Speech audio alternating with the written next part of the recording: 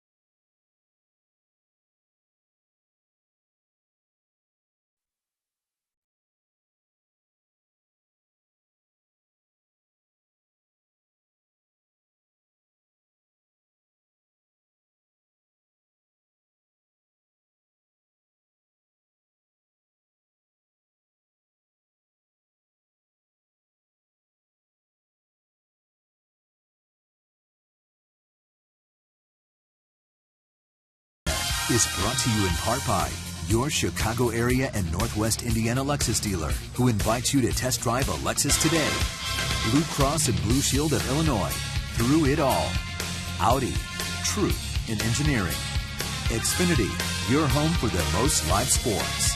And by Toyota. See where Toyota takes you. Test drive one at your Toyota dealer. Toyota. Let's go places. Welcome back to beautiful U.S. Cellular Field as the White Sox take the field, and Detroit enters in second place as the Sox, with their victory last night, put them a half game behind Kansas City. So let's take a look at how Brad Ausmus is going to line up his Tigers tonight.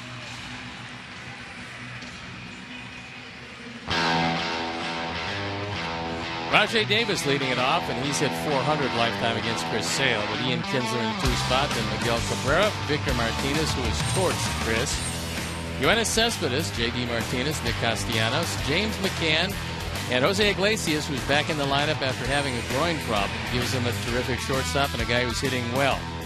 The White Sox defense and how they're going to line up behind Chris, Melky Cabrera, Adam Eaton, and Avisail Garcia in the outfield, with Connor Gillespie, Alexi Ramirez, Micah Johnson, and Jose Abreu in the infield. Tyler Flowers gets a nod behind the plate, and Chris Sale is our Lexus Pursuing Perfection starting pitcher. Chris on for his 5th start. He's 2-1 this year. His ERA 5.32, largely because of the last time out. The 20 strikeouts, just 5 walks in 22 innings. And he's looking to build on what Jeff Samardzija did last night. The offense came to life a bit as we look at the umpires for the game tonight. Jim Reynolds behind the plate. Manny Gonzalez is at first. Paul Schreiber at second. The crew chief, Fielden Culbreth, is at third. So it's 61 degrees at game time. It was a gorgeous day today.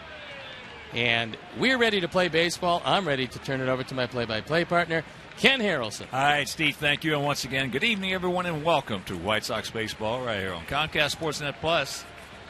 Second of the 3-game set is Rajay Davis. Gets set to lead it off. And our 26-year-old southpaw, 6'6", 180 pounds, tall and lanky, delivers ball 1. Davis comes in at 278, a homer. He's driven in 5. Fouls that back. Rajay in somewhat of a platoon system with Ghosts in center field. There you see what he's done lifetime against our Sox. He's been pretty good. He's been especially good against Chris Sale. He's hitting .400 against him. Not too many guys can say that.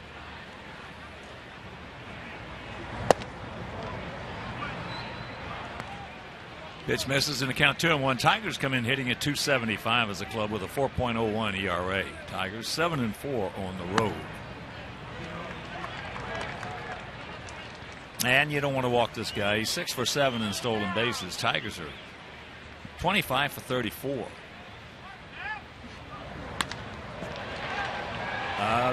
No, what's over his head? Just a line shot. So that's going to be a lead off. If a get in, no. Yeah. Whoa. Looked like they had some time there. Meanwhile, leadoff triple.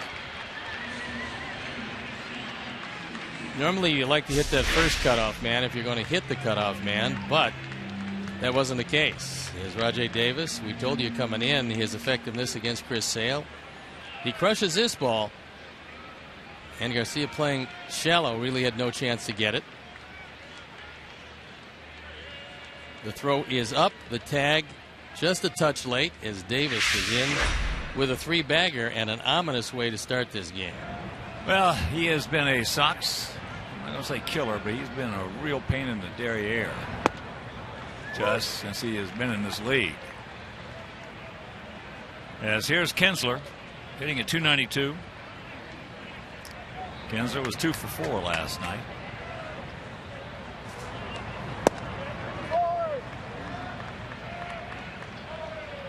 And the count 1-1. We're going to see if Chris gets that inside corner tonight from Jim Reynolds, because he's been going in there to the right-handers.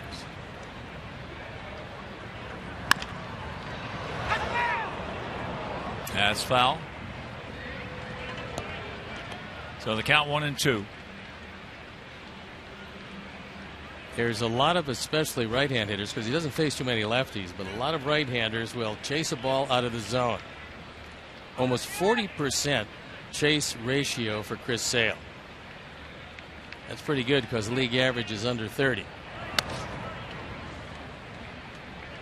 That one high and wide at 96.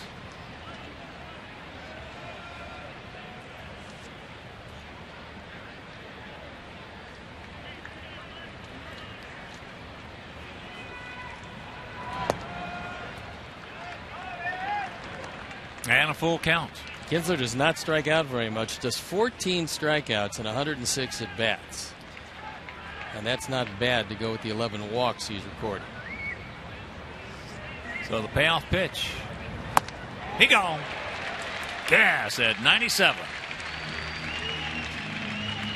Chris reached back. The infield was back. And he put just about everything he could on his high fastball and threw it right by Kinsler, who does have an uppercut swing.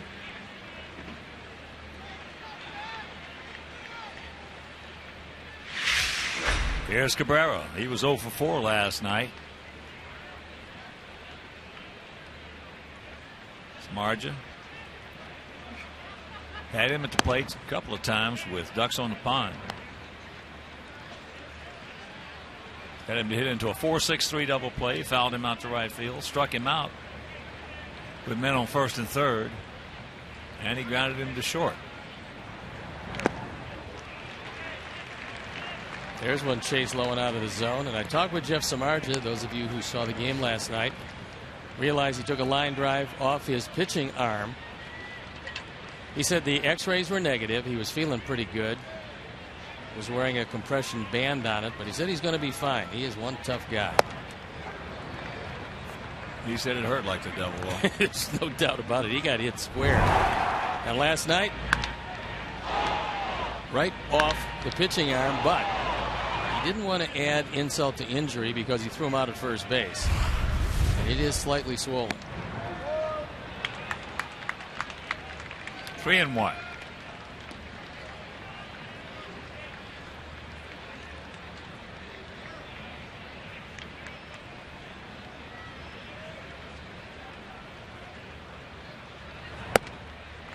And he walks him.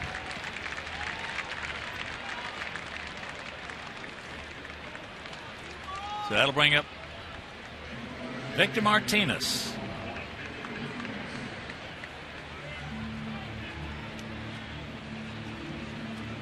Victor hitting at 203. No homers. He's driven in 9. But one thing about Victor, he's 15 for 32 with 3 homers off Chris. And because of that knee problem, he's hitting just 136 left-handed. However, 400 from the right side. Now the advantage that they have here, and one of the reasons why he apparently pitched around Cabrera, was that because of that knee problem, Victor can't run. And if he can get him to hit the ball on the ground, he's going to ground into his 5th double play.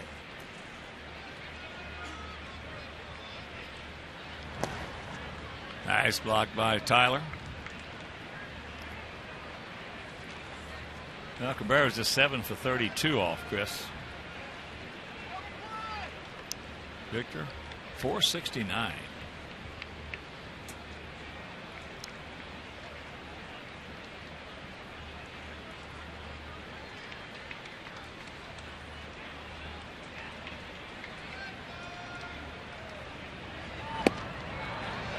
There's a strike to even the count at 1.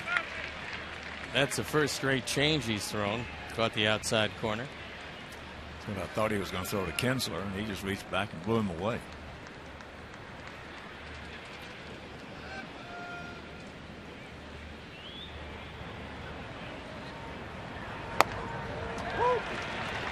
Fastball at 95.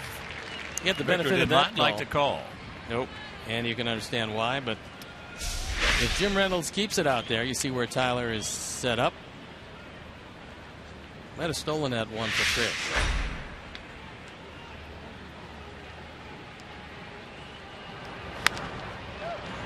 That's just foul. Just foul.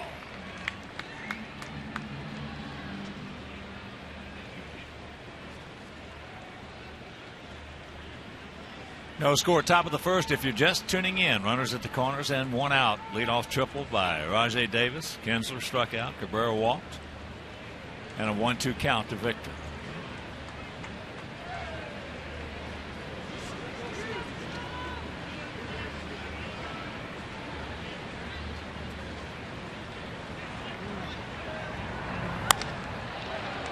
That's high into right field. That's good enough.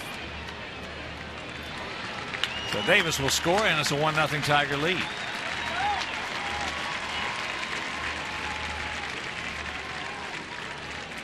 That's the 10th run driven in by Martinez.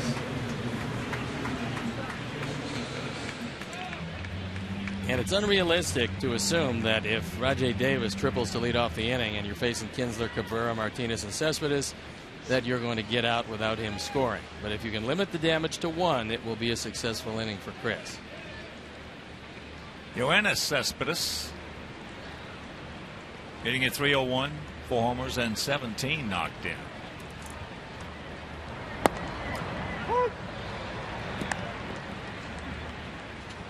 Takes first pitch strike.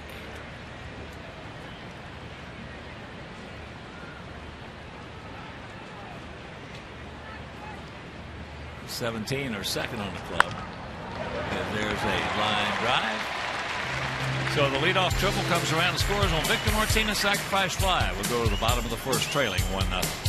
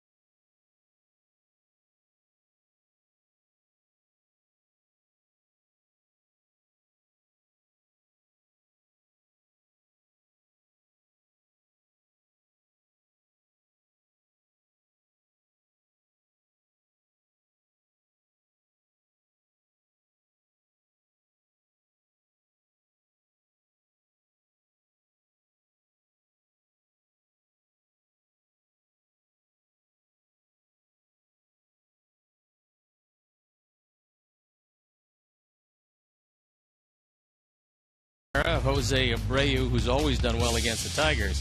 Adam LaRoche, the DH. Abasail Garcia, who's been hot. Connor Gillespie, Alexi Ramirez, Tyler Flowers, and Micah Johnson rounding it out. The defense and how they'll line up behind Alfredo Simon, who was with Cincinnati last year. Cespedes, Davis, and Martinez in the outfield, with Castellanos, Iglesias, Kinsler, and Cabrera in the infield. James McCann is behind the plate, and our Lexus pursuing perfection starting pitcher is Alfredo Simon. He won 15 big ones with Cincinnati last year, 4-1 this year, and ERA pretty good. Only 6 walks in 31 2/3 innings. He's only given up 2 home runs after giving up 22 last year. And before we show you our picks to click, you at home select yours as Adam Eaton takes strike 1. Now our 6'6 southpaw is 6'6", 180. This 6'6 right-hander, 267. So he outweighs our guy by 87 pounds. If it gets real windy, he's got a distinct advantage. Oh, all he's got to do is stand there. That is a big man.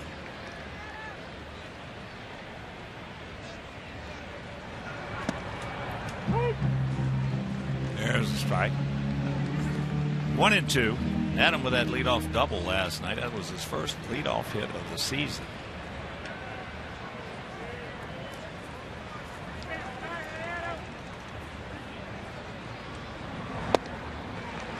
Got him. 1 out.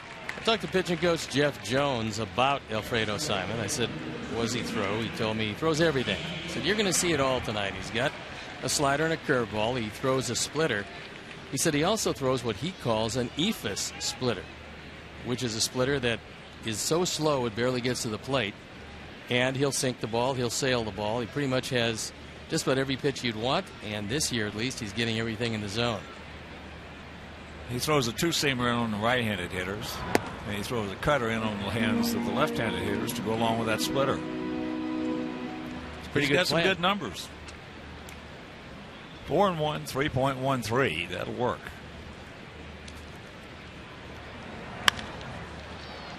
Melky, high into left.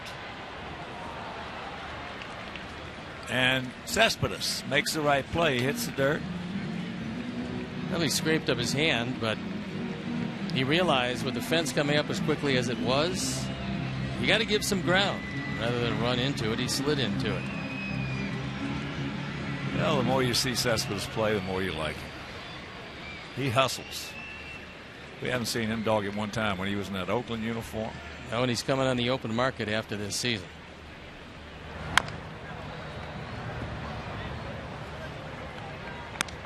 Interesting stat for Alfredo Simon is he hasn't walked a right-hand hitter this year. So if he has any problems at all, it's going to be up to the lefties to get him. But don't look for any generosity if you're a right-hand hitter. That's number 1 in baseball.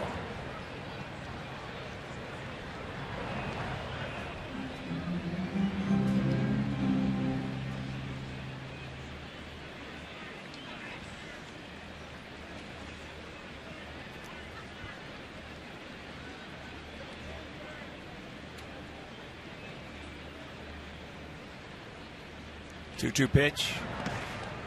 And here at the ballpark. 330 down the left field line. 335 down the right field line. 375 in the gaps and 400 straightaway center. On what has been just a beautiful day here in the city. Beautiful.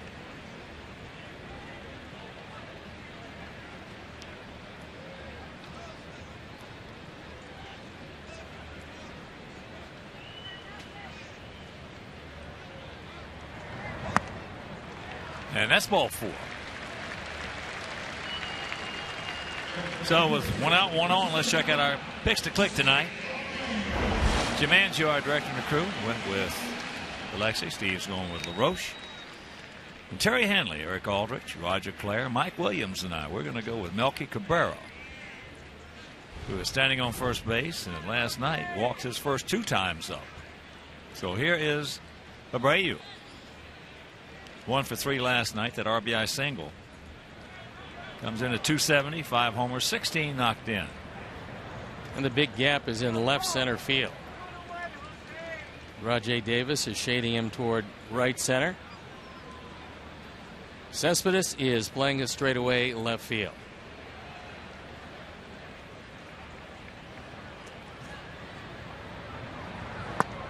Low and away.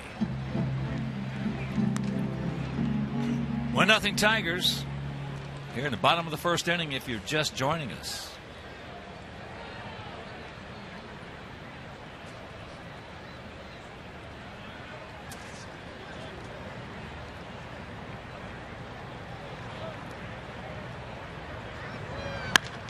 There's a shot that's going to hang up for him. Boy, he fought the lights and made a heck of a catch. That's a definite hang woofle for Abreu. Man. Jose hit a rocket.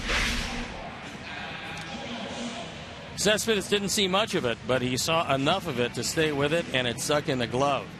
This is hit right on the barrel. Cespedes giving some ground. That ball was accelerating. He made the catch. And that was a bad break for Jose. Good break for Simon and Cespedes. Here's Adam. Hitting at 205, 3 homers. He's driven in 10. He was 0 for 2 last evening. Adam walked a couple of times, once coming with the bases loaded.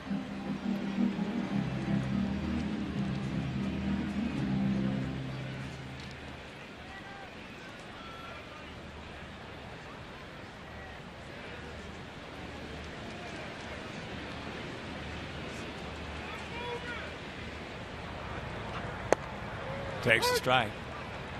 Count evens at 1.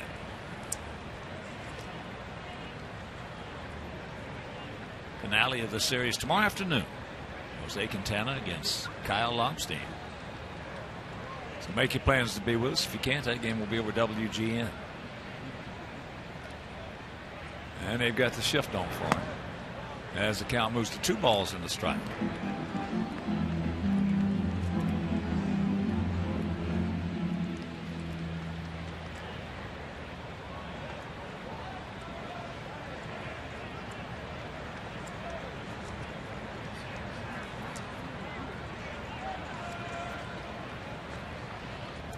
Pretty good lead by Melky. Tigers really love the man behind the plate, James McCann. He was selected by the Tigers in the 2nd round, the June 2011 draft, but he was their first pick. Because of free agent signings, they didn't have a 1st-round pick. I think McCann is going to be a star.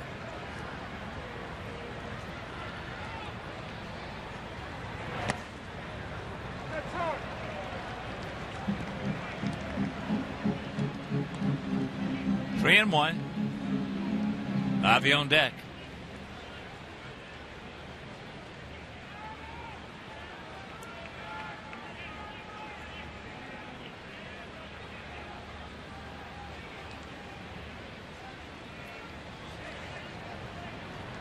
Right here, Adam. And that's ball 4. So a couple of walks.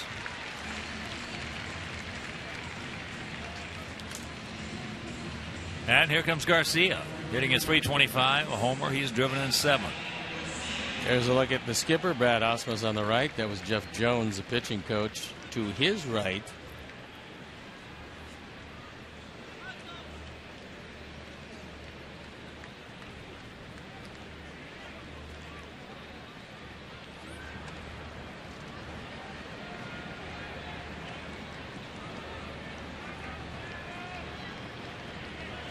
Two on, 2 out.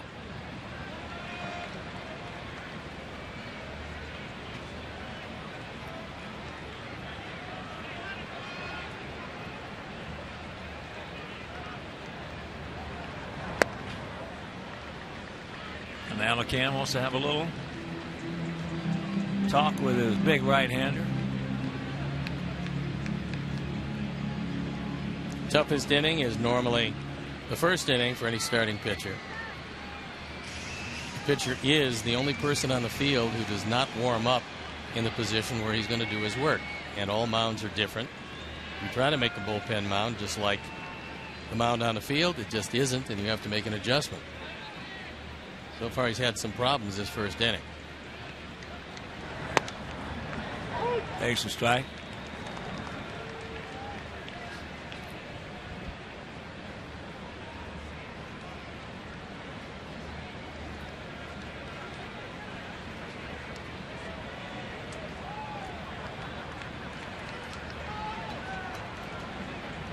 Long look in.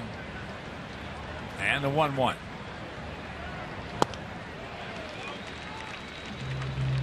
I don't know if the umpires right now are checking the bullpen mounds. I doubt it.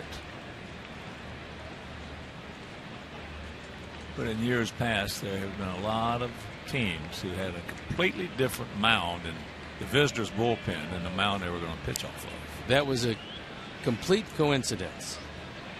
But it did happen quite a bit. Lays off that big breaker. He did not go. But you never know until you ask. 2-2. You're probably not going to change the height. It's got to be 10 inches. But you can certainly change the slope just a bit. Because if there's more slope on the game mound than there is in the bullpen mound, you're going to keep everything up high. Well, years ago they changed the height as well. Well, that was true. Home field advantage, though. Yeah. Had 3 sets of bases. Had an 89-foot set. They had a 90-foot set, which is normal. And they had a 91-foot set.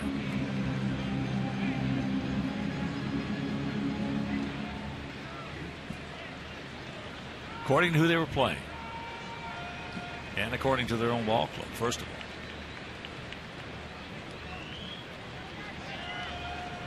all. Two. And it's full. Gillespie on deck.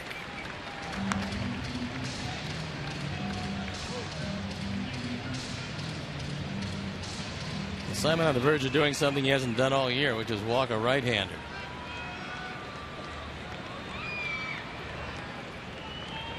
Make it be a strike.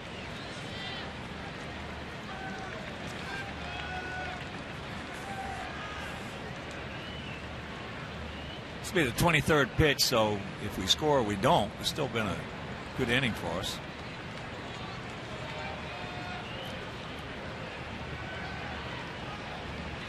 Strikeout, a couple of walks. He caught a big break on a good catch by Cespedes on a rocket off the bat of Abreu, if you're just tuning in.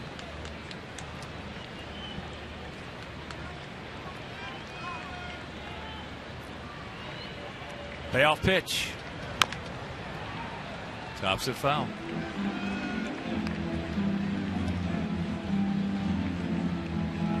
Well, Steve and I were watching highlights before our game started of Cincinnati playing Pittsburgh. And there's a good chance Joey Votto might not play in our game, in our series, which would be. I'd have to get out my handkerchief and wipe the tear from my eye. Well, you have to have some discipline, and he bumped the umpire. Bumped him hard. So it doesn't have to be suspended for long. I would think a 3-game weekend series would be appropriate. Yeah. That's one of the big bats in that Cincinnati lineup. He's come back after an injury-plagued year. Swinging the bat real well at this point.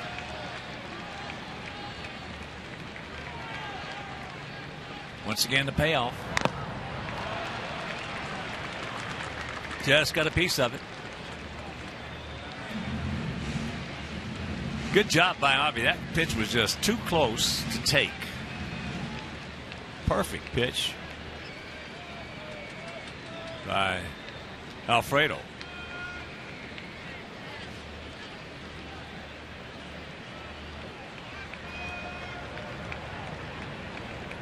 Hang.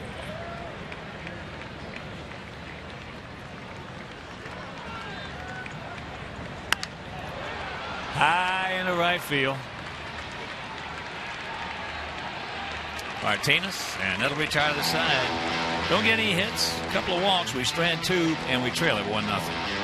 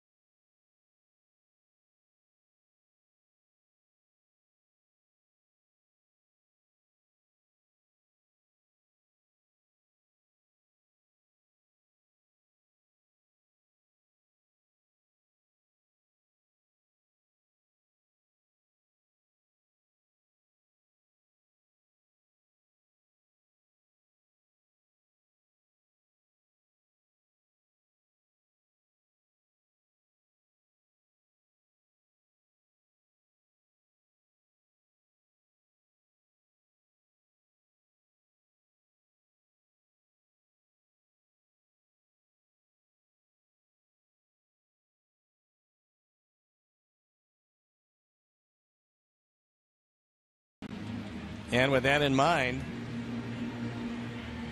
the statues in the outfield are resplendent in their Bulls and their Blackhawk attire.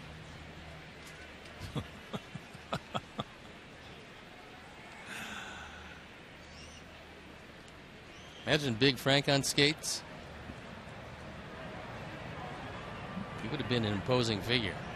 Hey, those Blackhawk uniforms might be the prettiest uniforms in all of sports. That's out of play right side. JD Martinez hitting at .231, 6 homers. He's knocked in 15. He was 0 for 4 last night.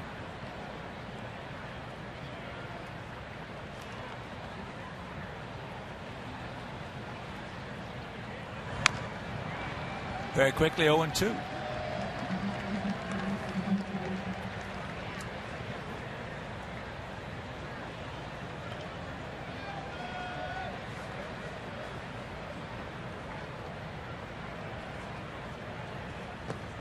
He gone. The old breaking ball, the old equalizer. Enjoy the benefits of being a White Sox season ticket holder by purchasing prorated 58-game full or 20 or 19 split season ticket plans. Packages begin during the week of June 5th. To purchase, visit whitesox.com or call 312-674-1000.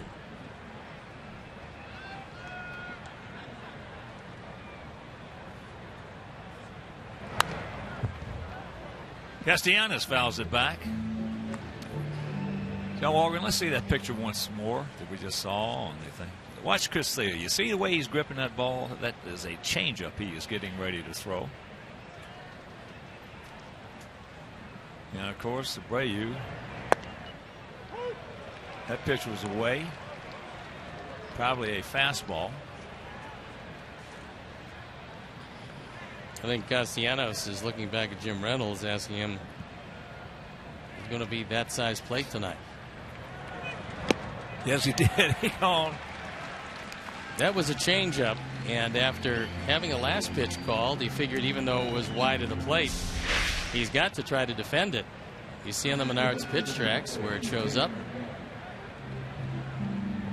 2 up, 2 strikeouts. And I would be remiss. I want to congratulate my partner.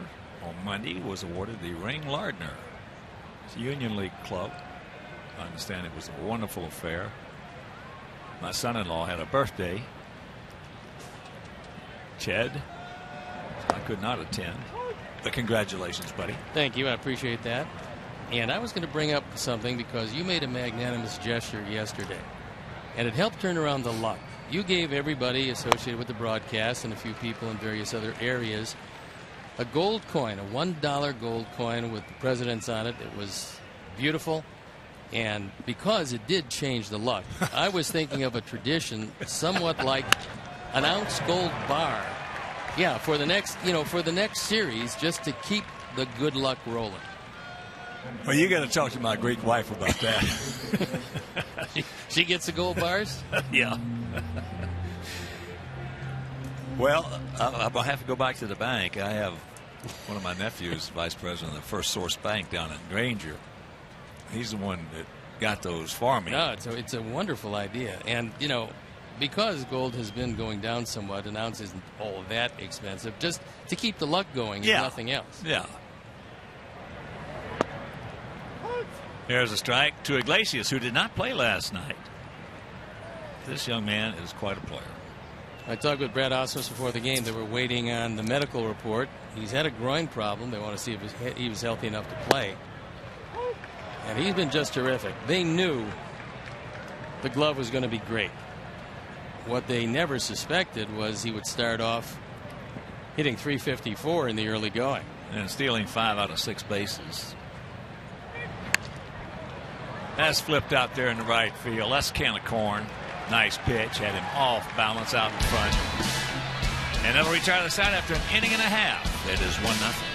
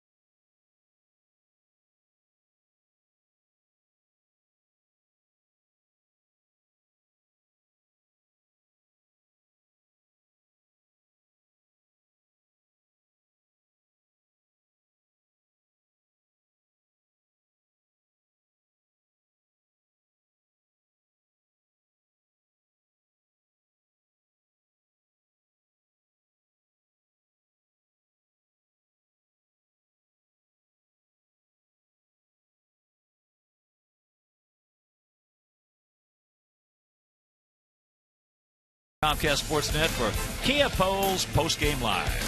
Hear from the players and coaches, plus find out what lies ahead for both teams as the series shifts to Chicago. And that is after every playoff game right here on CSN.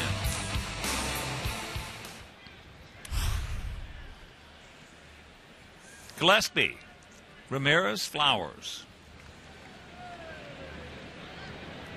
Face the big Tiger right-hander, Gillespie.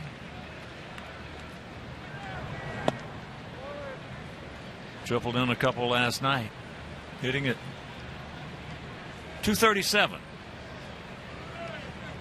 No homers. He's driven in 6.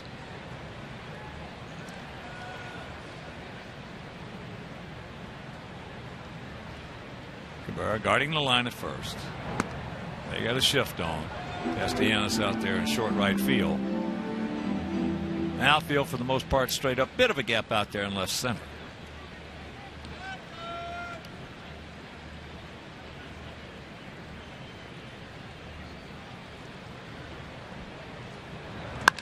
That ball, this might be the first one. He looks up. You can put it on the board. Yes! Just a bullet out of here, and this game is tied at 1.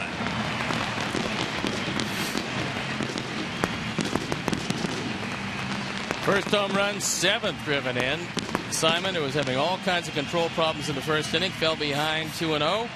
Laid a fastball on the inner third. And Connor hit it out. Our Ford home run replay. He tried to get this ball in a little tighter. Didn't get there. And Simon, who gave up 22 home runs last year, has given up his 3rd this year. And that snaps a 9-game homerless streak for our guys. Been a long drought.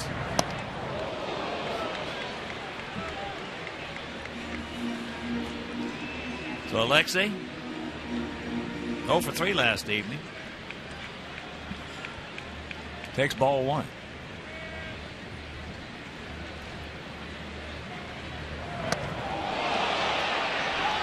It's 2 in a row.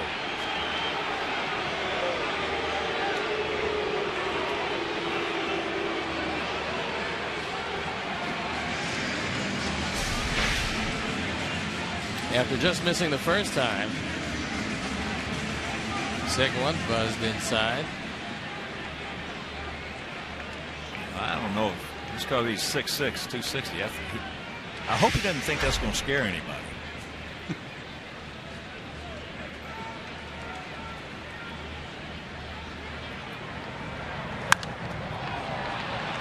High pop up. And 1 out.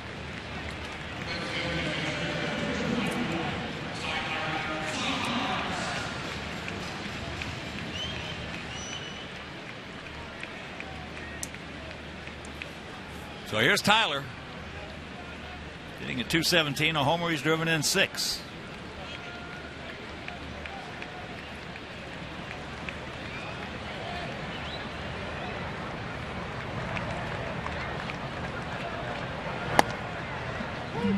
Takes first pitch strike. 1-2-0 for them, 1-1-0 for us. Simon keeps throwing that fastball up in the zone. That's not going to be the only home run he gives up tonight. That's in the right field. JD's got it. On our Lowe's Never Stop Improving stat, it is Alfredo Simon. Since the start of last season in 37 starts, 19-11 with a 3.39 ERA. Last year we told you he won 15 with the Reds. Only 8 Major League pitchers have 20-plus wins since the start of last year. And he is knocking at the door. Takes outside, does Micah Johnson. Micah, 1 for 3 last evening. That turned out to be a big 1 for 3. Started off that 4-run 3rd inning when he just flat beat Shane Green to the bag. There's a lot of people who don't realize just how fast he is, but they will, because the word is going to get out very quickly. if they don't know it already, all they have to do is talk to advanced scouts who were at the game last night. Because Green got over there fairly quickly, just not quickly enough.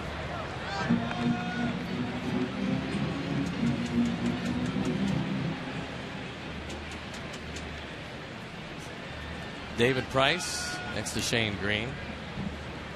We're going to miss Price in this series, but the hitters won't miss him. There's a shot.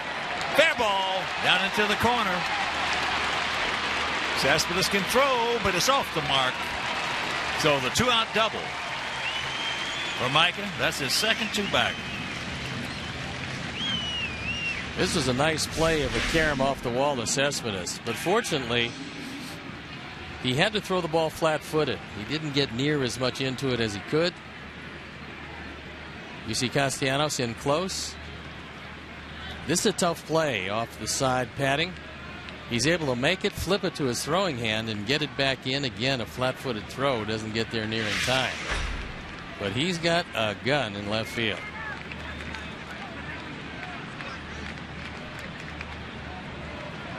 Here's Eaton.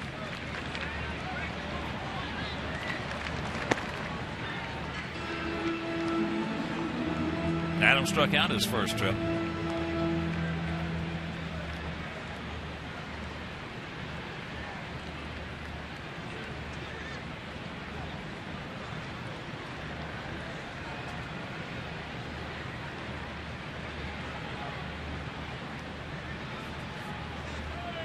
Boy, a huge gap out there in right center if he can find it.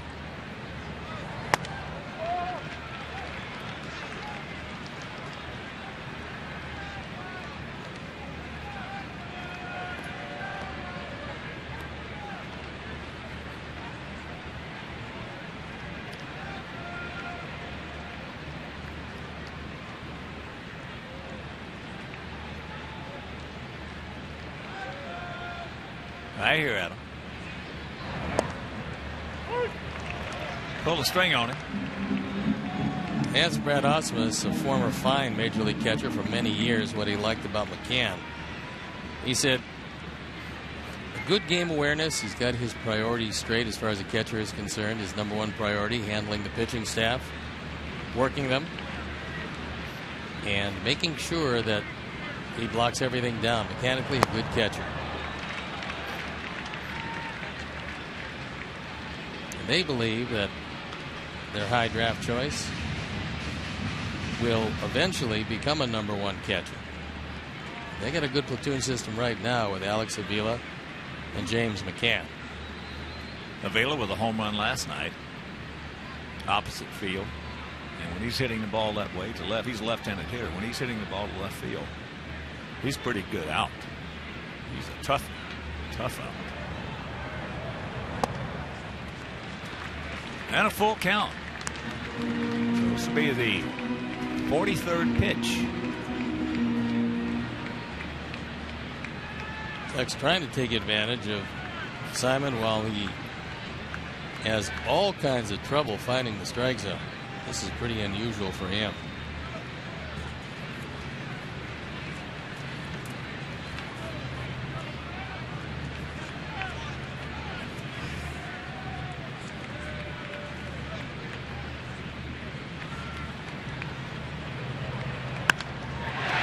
That's going to hang up.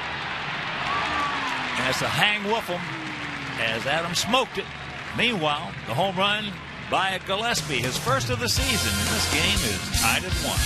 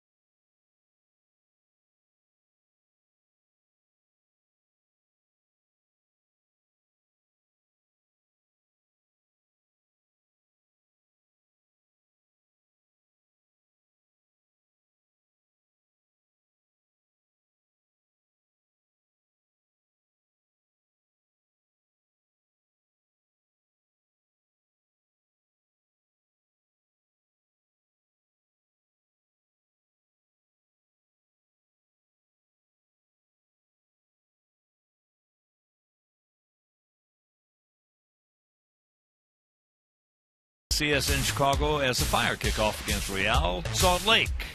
Coverage begins at 1:30 on Comcast Sportsnet. Top of the order here in the top of the third in this 1-1 tie.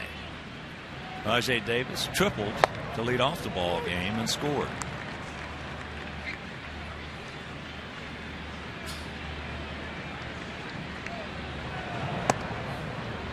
That's up high, and the count 1-1.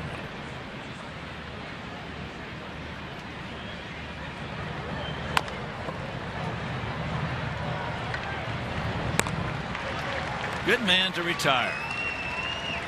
And you may have seen some of the players and a lot of the other people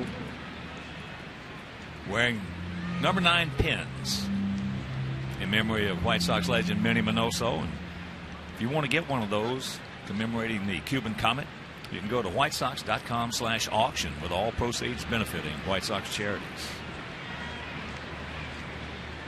You can also find the pins here at U.S. Cellular Field at section 135 during every game this homestand.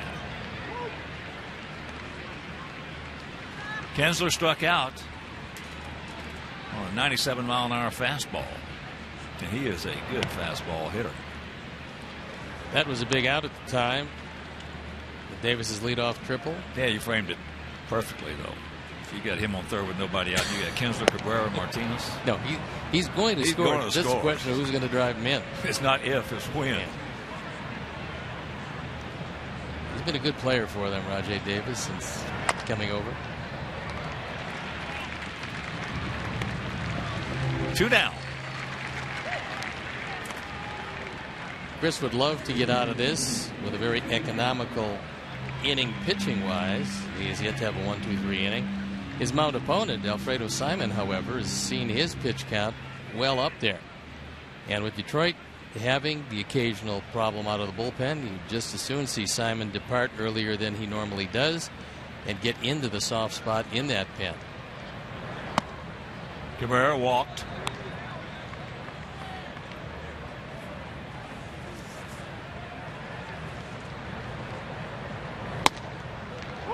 Fastball strike. Last night, Green lasted just 2 1/3, but Wilson came out of the bullpen and threw a brilliant 3 1/3 innings. So he could be a find for them.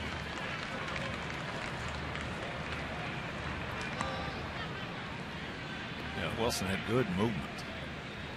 Everything he threw. I thought all in all, he was very impressive. Yeah, he was. To a team that desperately needs some good work out of the pen. You get it from that first guy out. Kept his team in the game.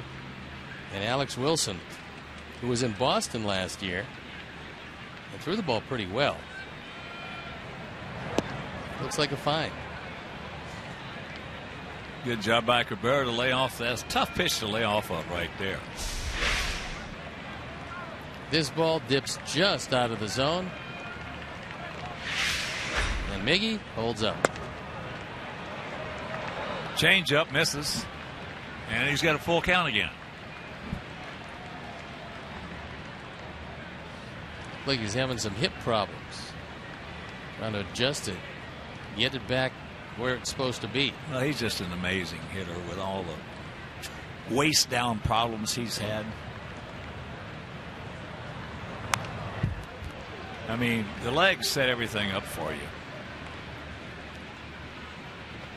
And contrary to what a lot of people think, they don't provide that much power. They just set your body up to whereas you can provide the power.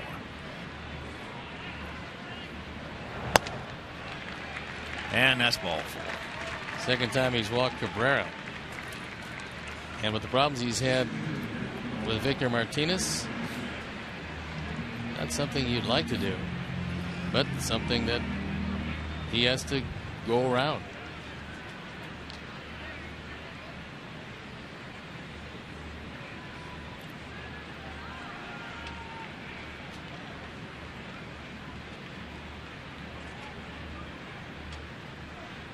Well, Miggy he's 1 for 2 in stolen bases, but they're going to hold him on.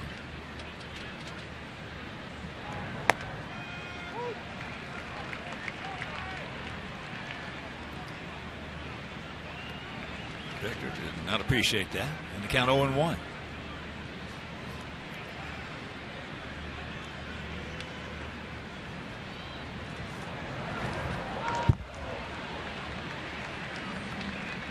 That slider way down and in, gets away. Cabrera moves to second base. It is a wild pitch. Tyler cannot get to his left quickly enough to block it. And now Cabrera in scoring position. And Robin, I guess, wants to know if either he might have fouled it or he felt he interfered with Tyler somehow. I think it's more leaning more towards did he foul it? Did he foul it? Didn't look like it. Let's take a look again. No, he missed that ball by a good 2 feet. Been there and done that.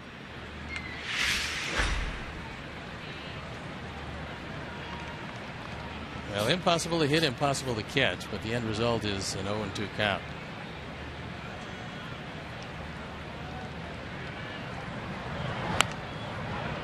Foul that one over by our dugout. Dave Clark, the third base coach,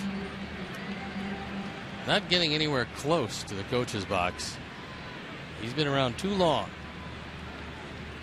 See a guy that is a pretty good pull hitter from the right side. He wants to avoid just about everything. Cabrera is taking a look at all three outfielders, which is a good habit to get into. Uh-oh. And it's a 3-1 Tiger lead.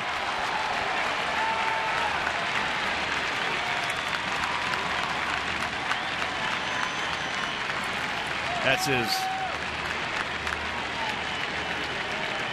4th home run off Chris. First home run of the year. And when you got a guy's number, there's a tremendous feeling of confidence when you go to the plate. And our Ford home run replay shows you what appears to be a changeup on the outer third and gone.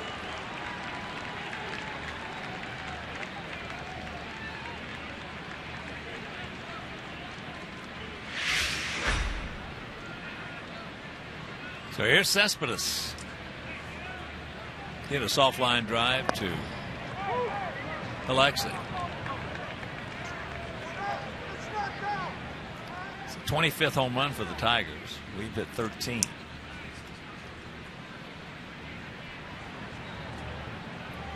Apparently Jim Reynolds is hearing something from the Tiger dugout about the size of the strike zone.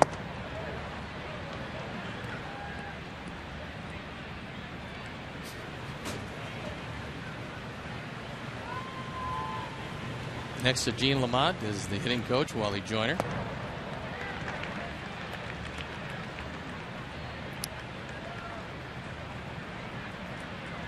Well, it might be one of the main reasons that the Tigers have been an offensive juggernaut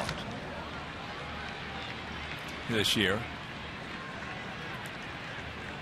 And that'll do it. But the walk, the 2-out walk, and then the 2-run homer by Victor Martinez, they lead it by 2.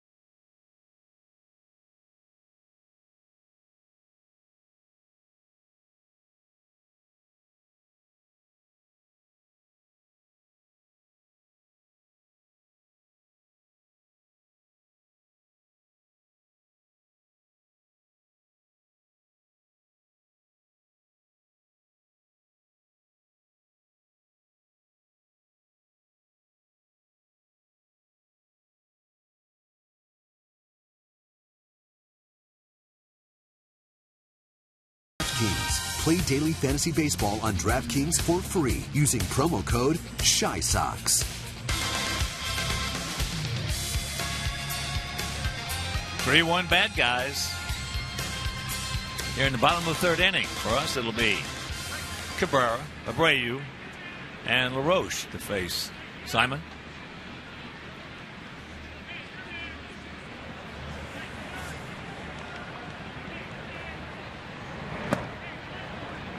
It's a good time to take advantage of Simon, who still having all kinds of problems locating the plate. And the heart of the order due up to face him. Melky walked his first trip.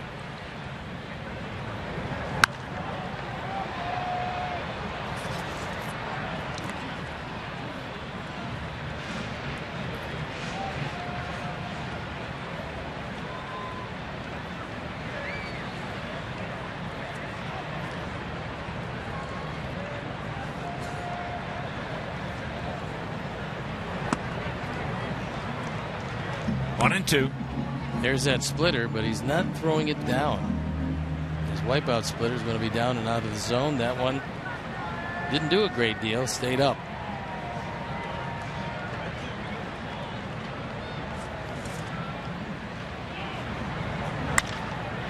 Lines that one hard into left field. Cespedes is going to make the catch.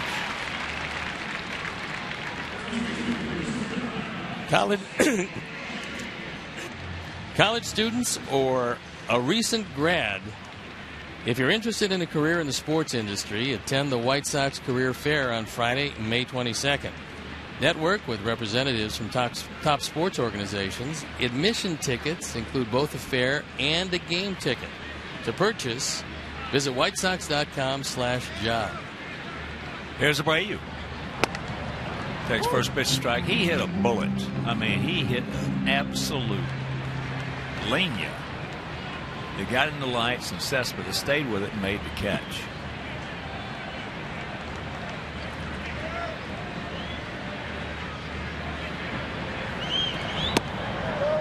Breaking ball, no. 1-1 the count.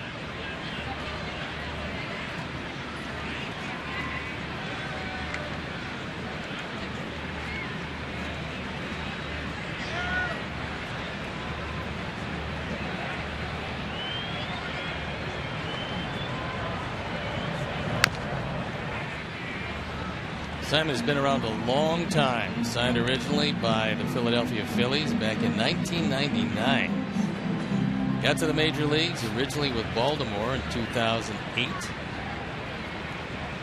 Shifted over from Baltimore to Cincinnati in 2012. His best year by far last year when he was 15-10. Hit some pretty good earned run averages with the Reds, however, in the twos. There's a shot right back through the middle.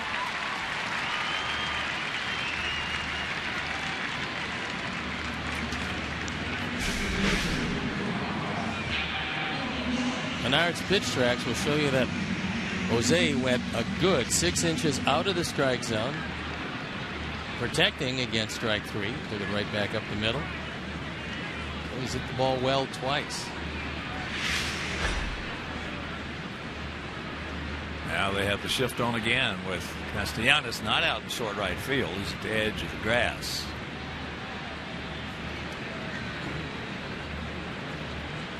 Adam walked back in the first inning.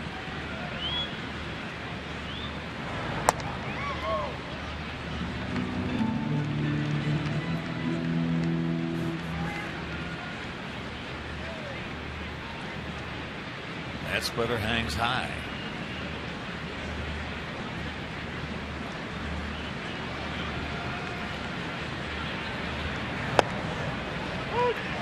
And that fastball right there.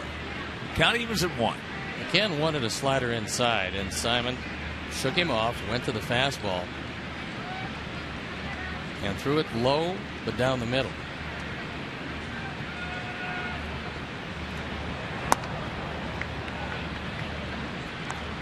He's having all kinds of problems commanding that splitter tonight. Way outside. Now ready to deliver his 55th pitch. He's only one out into the third.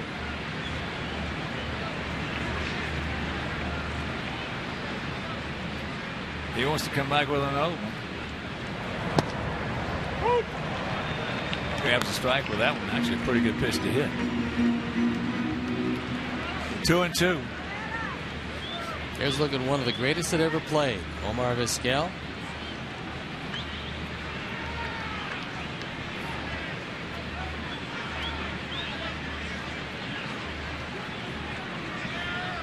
He wants to throw it again.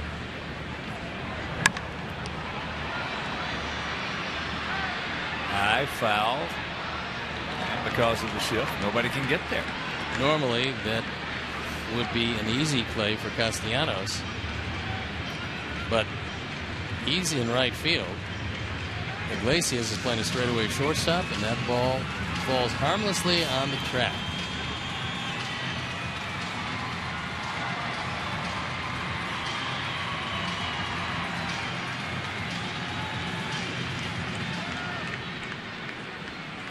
And there you can see it's not the normal shift, because normally whoever's playing the second base position, in this case Castellanos, would be way back on the grass.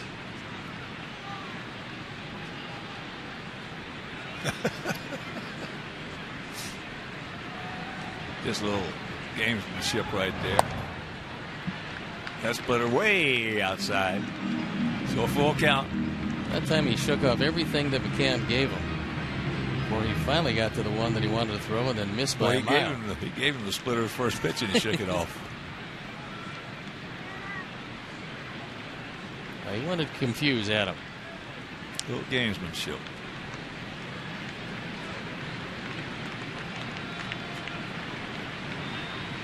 All right, Adam, get this fastball right here.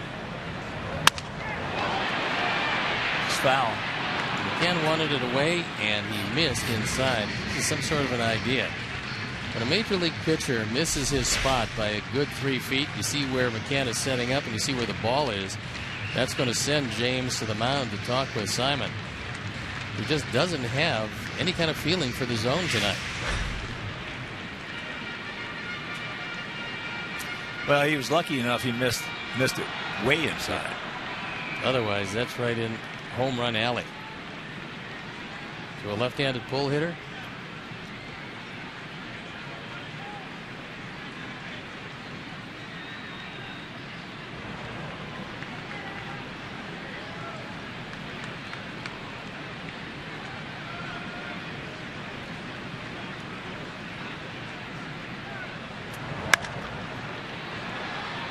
Fouled away.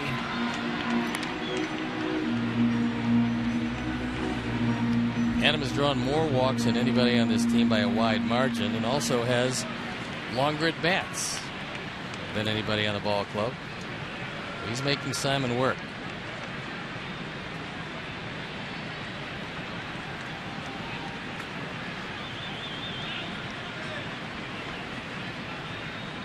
Take this fastball out. High and deep in the left center field. Back on the track. Cespedes.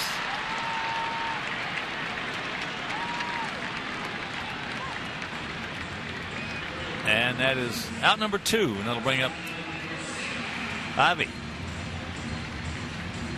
Ivy popped up to right field in the first inning. Cespedes was looking at first base. I think he was motioning to Abreu. You're going to tag up on me where I caught that ball? I don't think so.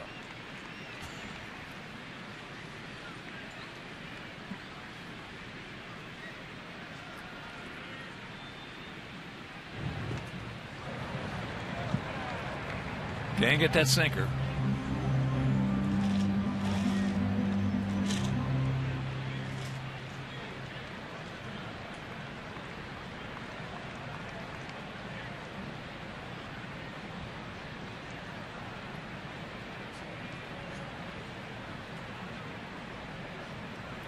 Slider.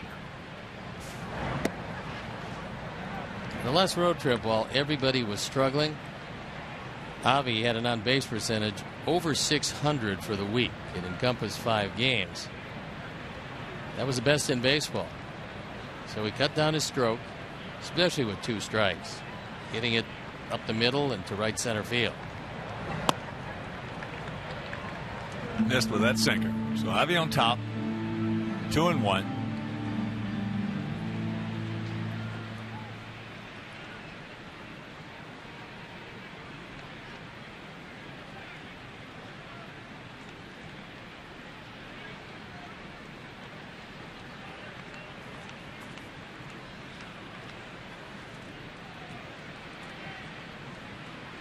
Simon wants to go back to the slider. Nice pick by McCann. Not only a good pick, although it wasn't a great throw, Cabrera gave him an attaboy because he got it quickly and threw it to first base, which has a tendency to shorten up secondary leads. This is a good play. And a good block by Cabrera on the other end.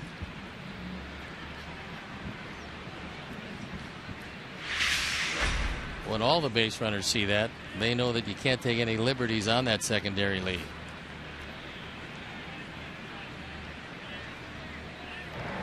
Take him into right center field bleachers. And that's ball 4.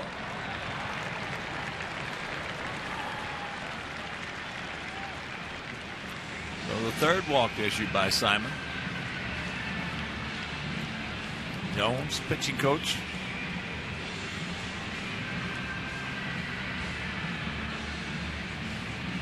Well, Jeff knows a couple of different things. Number one, going to have to illuminate him that his starting pitcher is struggling with his control, but he also knows he's about to deliver his 66th pitch, which means he's going to have to go to that bullpen a lot sooner than he would have liked, especially when you consider that his starter last night lasted just into the 3rd inning, and they used Wilson, Hardy, and Nesbitt to get out of the rest of the game. So here's Gillespie, and here's what he did leading off last inning. His first home run of the year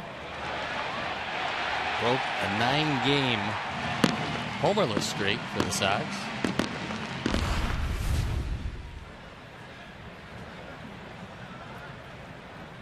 And Simon fell behind him 2-0. Went right at him with a fastball.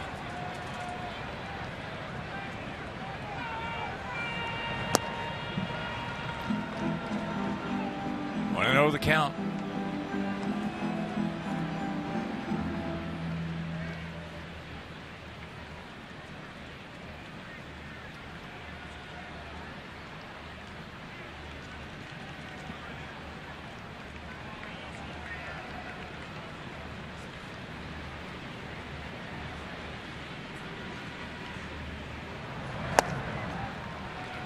And that split her up high.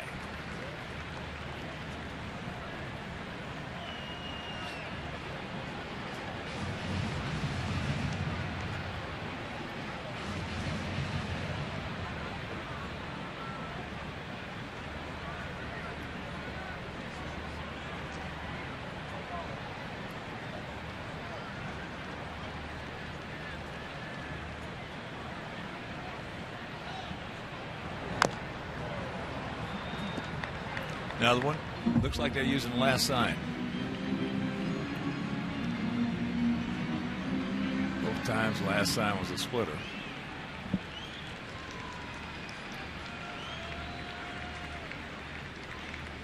If you trust that you can get over the plate, it's a pretty good pitch at 2-0.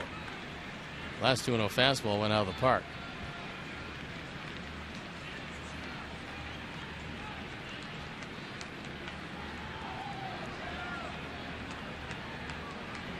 Another one, according if it's in fact it is the last sign,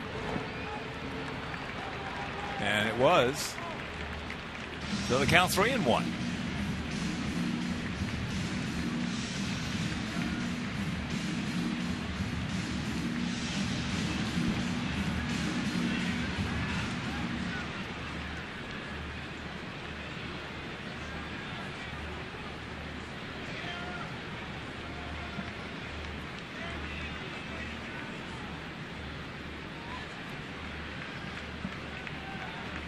Two on, 2 out, and 3-1 to count. Call for another one, and that splitter misses high. Ball 4. That'll load him up. They wanted no part of Gillespie with a fastball. That's the fourth walk, and to this point, none of them have scored. But Alexei can change all that, as Brad Ausmus, realizing that he better make a call to the pen because his starter has 70 pitches already. Alexei popped up to Kinsler. We're with the bases loaded for Alexei. He's been very good. Especially his first year. Yeah, that was exceptional. Let's see if this is the fastball. Last sign. It was, and there's the strike.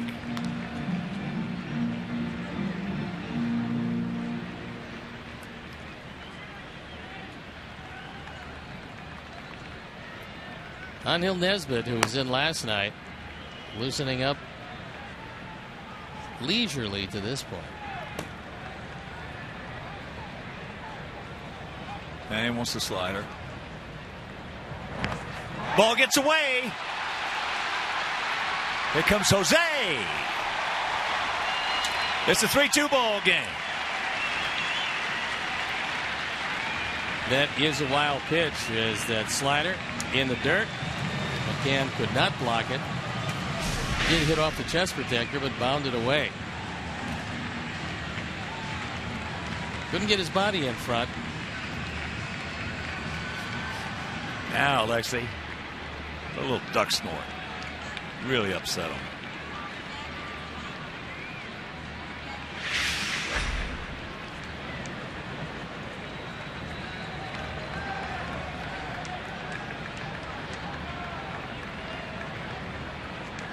Take this fastball into right center. I went at 94. Count 1-2.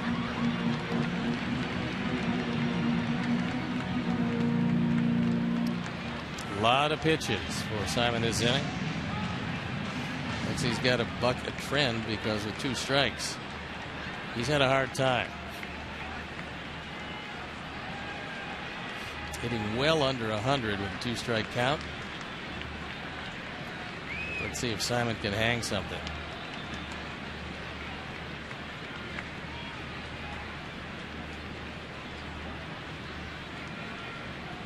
Went to the fastball first. Now he went to the slider. Now he wants to split her.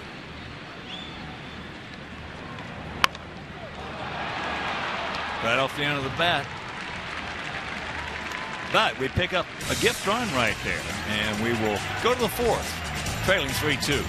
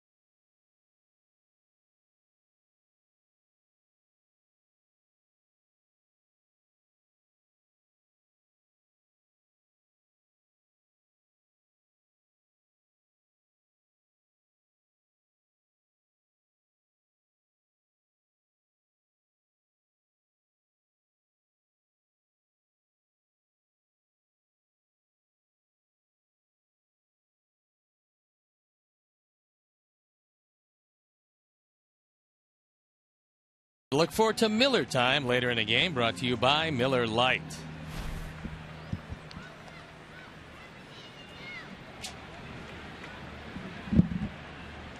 It's a 3-2 ball game. And Chris Sale is going to look in at Martinez, Castellanos, and McCann. And if anybody gets on Iglesias, the bottom part of the order. J.D. Martinez, a strikeout victim, swinging in the second. And Chris has fallen behind 2-0. Outfield, a couple of steps toward right center.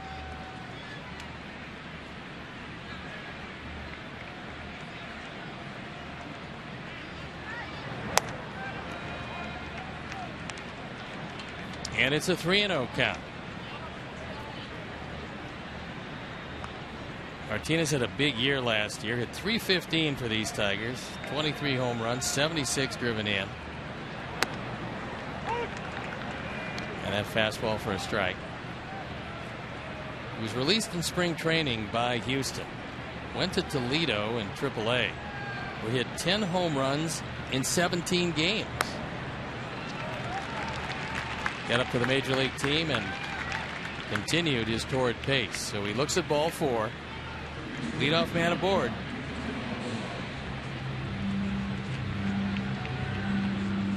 That's the third walk issued by Sale. So neither pitcher has shown particularly good control this evening. It's tied at 3. It's been an errorless game, and the Tigers lead 3-2 here in the top of the 4th inning as Nick Castellanos steps up. He was a strikeout victim in the second.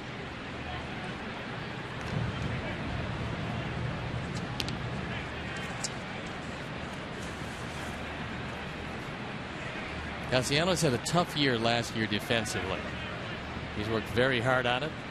Omar Vizquel helping him out with footwork and hand position, as well as his body position at third.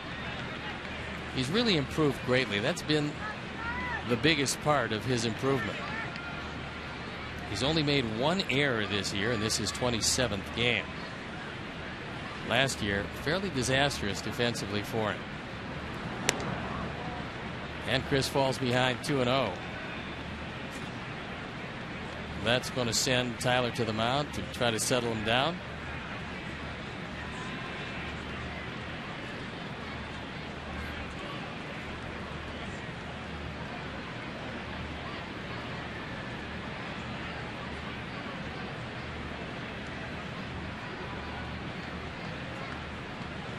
There you look at the numbers so far. 3s across the board. The 3+ innings.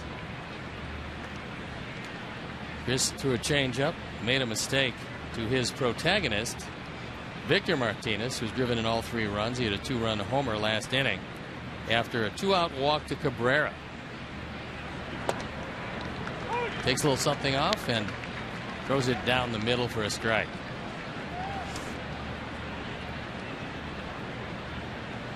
Castellanos has grounded into a couple of double plays this year.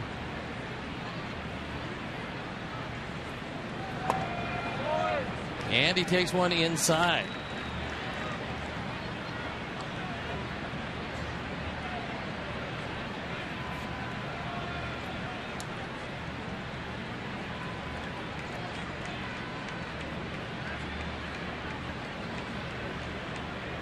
Short lead at first. Skies at one to right center field. Javi calls for it. He takes it. Well, he got decent pitch to hit, except he jammed himself. Keeping his hands, trying to get his hand. He did. He got him in there and jammed himself. Fortunately, he did, because he's awfully strong. He's got some big power the opposite way. So here's McCann. He singled into left field.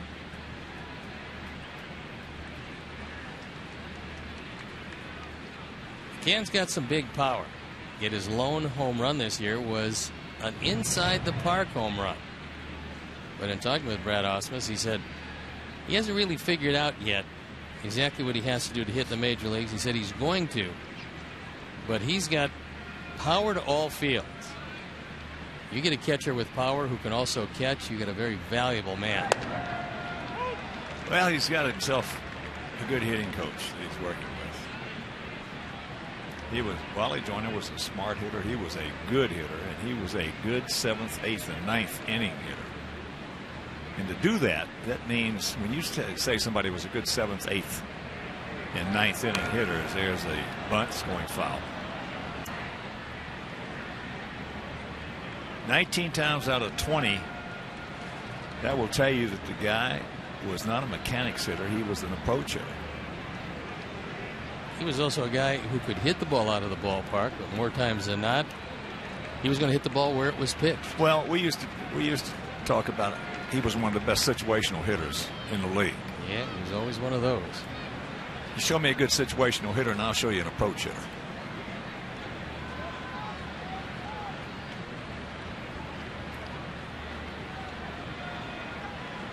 Oh, and 2 the count to the 24-year-old receiver. He got him back to a breaking ball. Now it was off the corner, but that being said, Reynolds has been consistent. He's giving both pitchers a couple inches, sometimes 3 inches off the outside corner. Chris taking advantage of it. Framed nicely by Tyler Flowers. It did hook around the plate, and McCann didn't like it, but as a catcher himself, you can't say too much because he's got to get some pitches for Simon. Iglesias takes first pitch strike.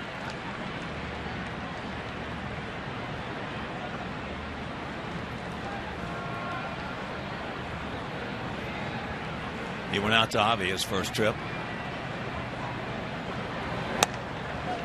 And get that fastball at 94, tailing away.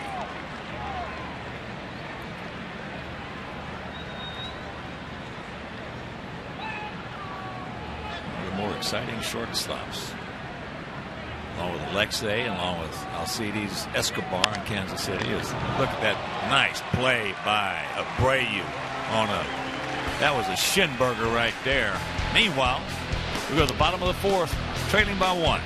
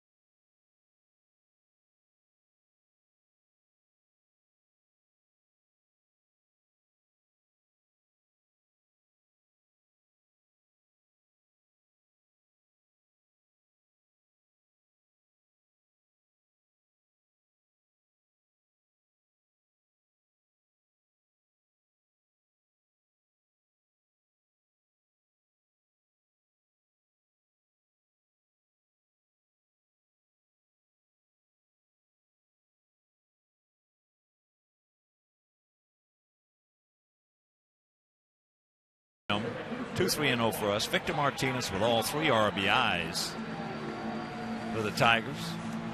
We have a home run by Gillespie and a wild pitch scored Abreu.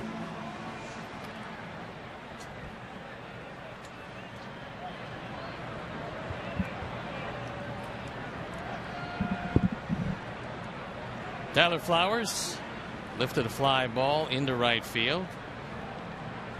That coming in the 2nd inning as he looks out at Simon. And he fouled that one away. Tyler hitting .213. He's driven in 6. He's hit a home run. And outfield playing him straight away. So 75 pitches for Simon.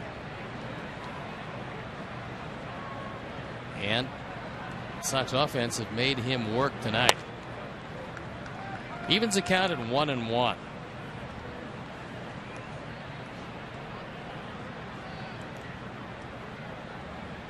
Micah Johnson in the on-deck circle.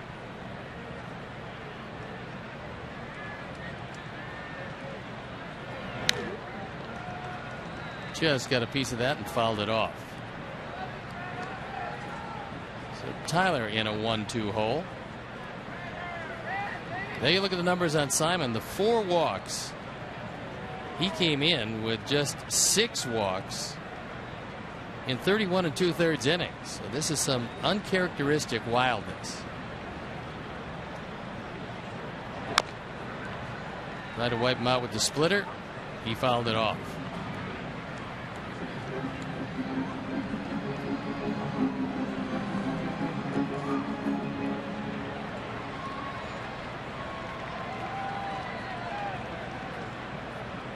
Simon last year had 32 starts for the Cincinnati Reds. And that one hit right at Castellanos. 1 out. Join us on Friday, May 8th for Back to the Future Night, celebrating the 30th anniversary of the hit film. Visit the DeLorean Time Machine and see a post-game fireworks show set to the Back to the Future soundtrack presented by UI Health. To purchase tickets, visit whitesox.com/promos. Micah Johnson slashed a double down the left field line the first time up in the second inning. Micah hitting .262. And he drives it right back up the middle, and he's 2 for 2. I talked with Todd Steverson before the game about Micah. And I asked him what is his biggest adjustment. He says getting his foot down and getting his timing. He has a tendency to be a bit late on certain pitches. But he looks to be right on just about everything from Simon here tonight. This man is loaded with potential. And eventually he's going to be phenomenally disruptive on the base paths.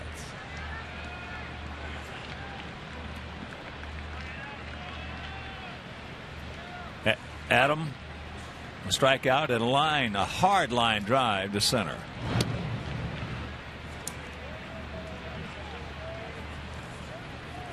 Sox are going to get their running game in order. Right now they swiped 4 bases in 12 attempts. And eventually Micah, who's 2 for 4 in stolen bases, he's going to be a prolific base stealer. He's got a big lead. There he goes. And there's a base hit. He didn't pick up the ball, but he's still going to be able to get into third. So 1 out, runners at the corners. That's one of the biggest differences between a straight steal and a hit and run. On a hit and run, you've got to look back. You've got to pick up the baseball. He wasn't able to do it, but he has what they do call, in the outfield anyway, makeup speed.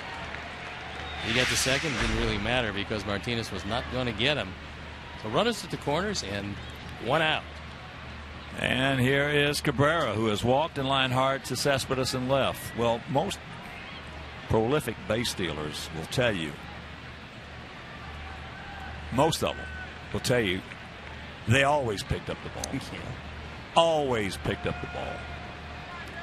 Because it did not slow him down. Now, you've got a few guys will tell you, I can't pick up the ball because it slows me down as that's into left field. That's going to get the job done. This guy can throw. I mean, he can really throw, but he makes a bad throw. And this game is tied at 3. One of the reasons why it was a very bad throw is he had to realize who was at third base. Now, Micah Johnson has big speed. And so you got to get the ball into second. The reason is that's a go-ahead run if you allow him to get in scoring position. Now, Cespedes believes he can throw anybody out, but odds are overwhelming. Even with a good throw, he's not going to come close to getting Micah. So he completely forgets about Adam Eaton at first base, and the go-ahead run moves into scoring position. And here's Abreu. He's 1 for 2 with a run scored. Last time up, last inning, just ripped one right back through the middle. First time up, he hit a rocket right to Cespedes, who made a fine catch fighting the lights.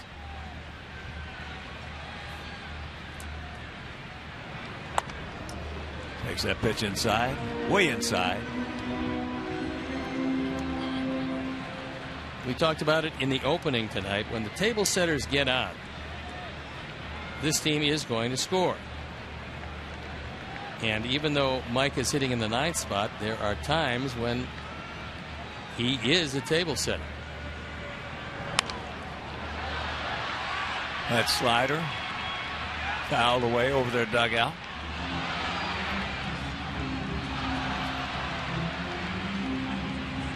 One and one to count.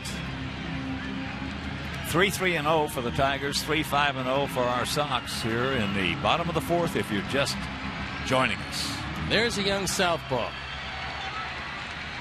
He enjoys the souvenir. Father's trying to get him not to throw it back on the field, just keep it in the glove. It'll come in handy one day.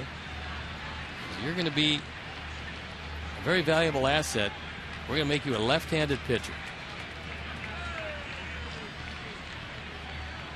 Looks like they're going to go back inside. And that ball is just muscled out to center field. Caught. But we pick up a run. We'll go to the 5th, tied at 3.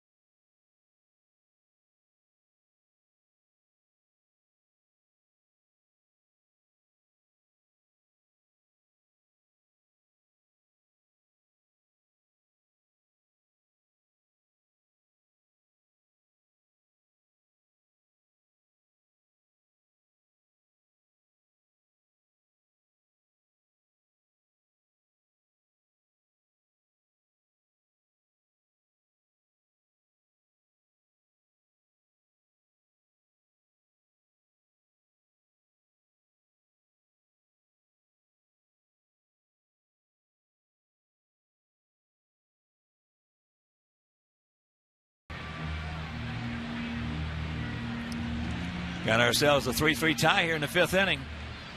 Top of the order. For Detroit, Davis, Kinsler, Cabrera, and Victor Martinez. Chris Sale.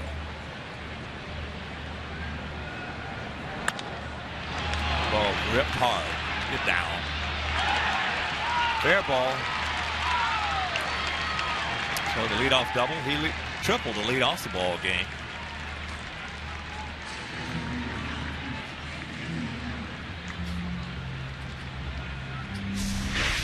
Well, the biggest problem for Chris against the Tigers is that Rajay Davis and Victor Martinez, who are hitting in the 1 and the 4 spot respectively, have torched him over the course of their careers.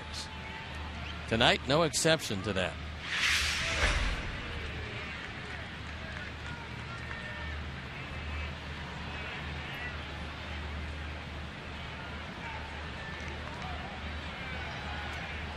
Kinsler 0 for 2 with a strikeout and a comebacker to Chris.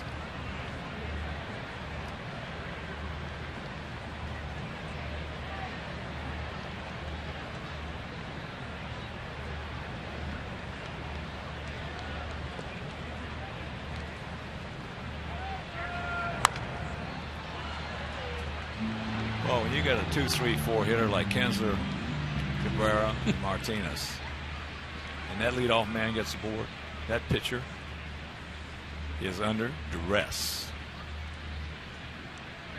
Chris has yet to have a 1-2-3 inning, so it has not been an easy performance for him.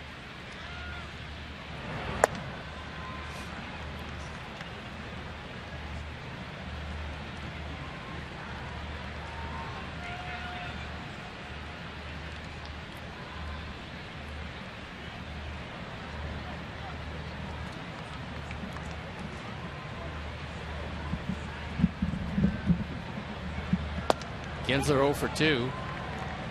That one misses inside. So a 2-1 count.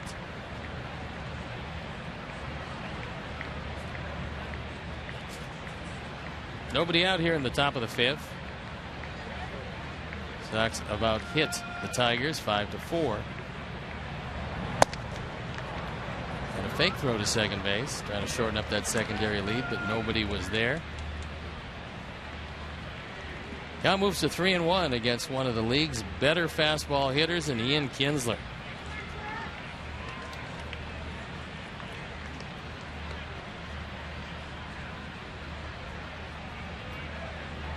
Kinsler drove in 92 runs last year. And he looks at a fastball up and out of the zone. So it's 2 on, nobody out. And Miguel Cabrera, who's walked twice and scored a run.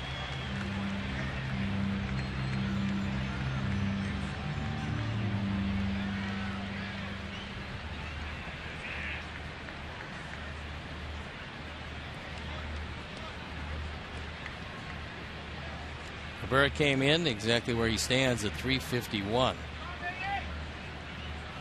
He's driven in 19 with his 6 home runs. And a combination of hitting the ball hard and not running particularly well because of leg injuries means he's an inviting double play target. That one misses wide. Cabrera's hit into 6 double plays this year. That leads the ball club in that dubious department.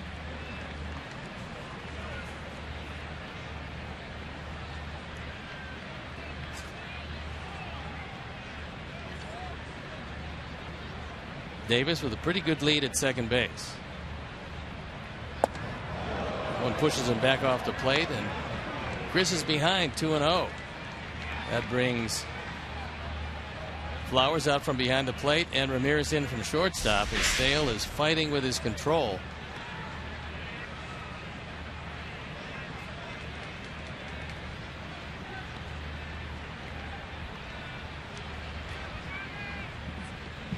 He's already walked 4, and he's fallen behind Cabrera once again.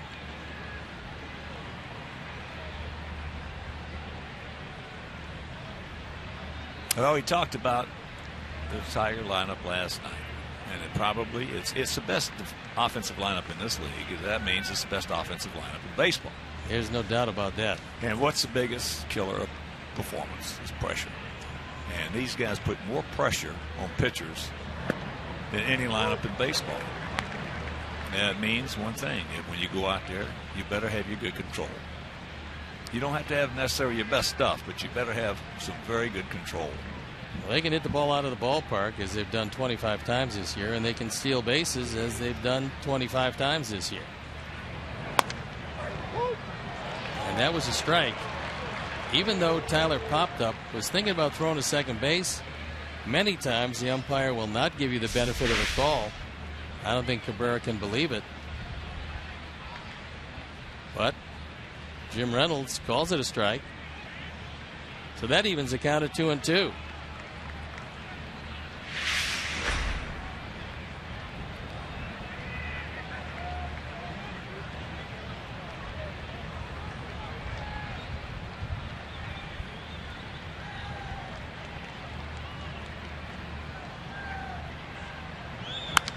Line drive center field, base hit. Change up. Here comes Davis. He's going to score the throw to third base. Kinsler is in under the throw.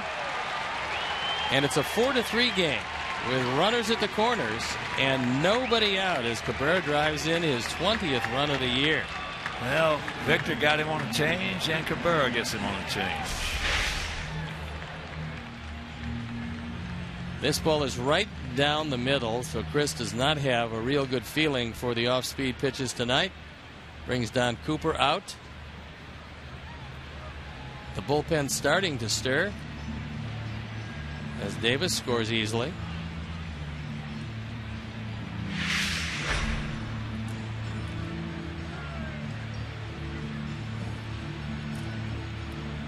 Jake Petrichka starting to loosen in the pen. Now Jim Reynolds goes out to break up the meeting at the mound.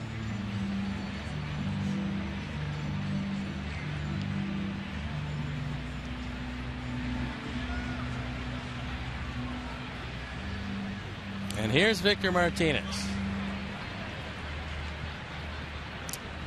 Victor, that sacrifice fly and that 2-run homer.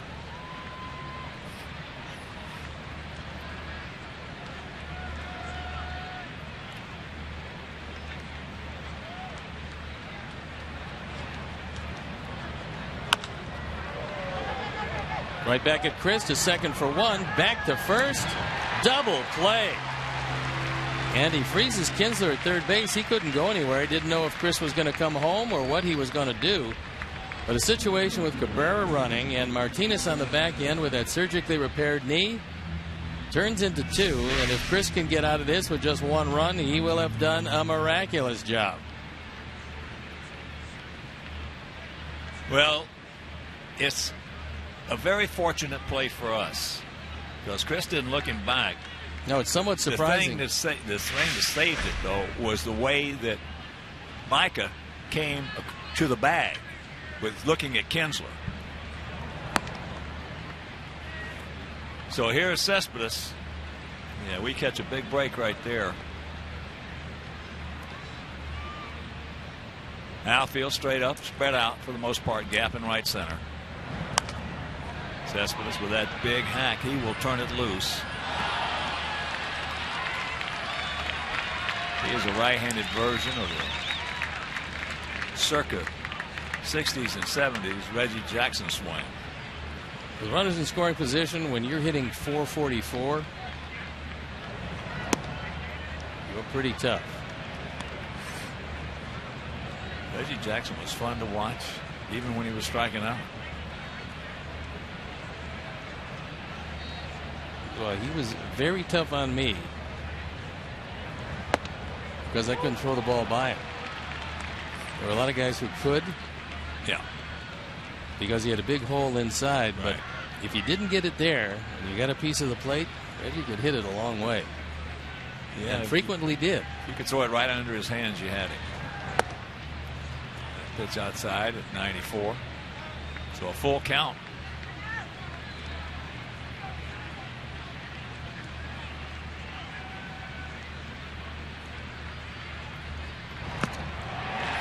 He gone, and he gets out of it, giving up just 1 run.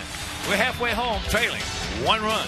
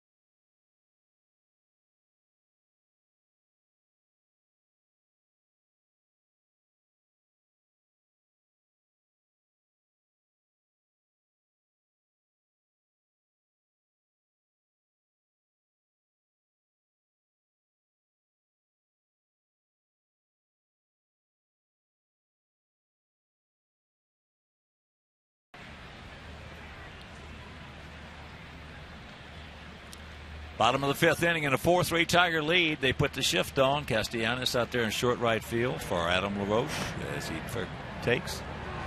Down low, ball one. Adam has walked and gone out deep to left center.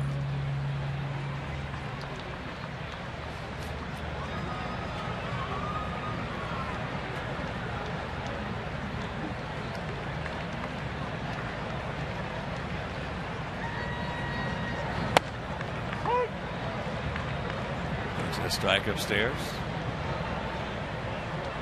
Count evens at 1.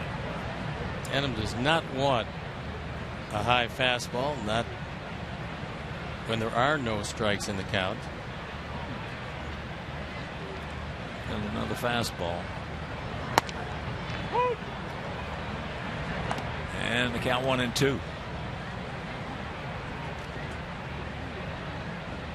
Definitely a pitcher's strike zone tonight.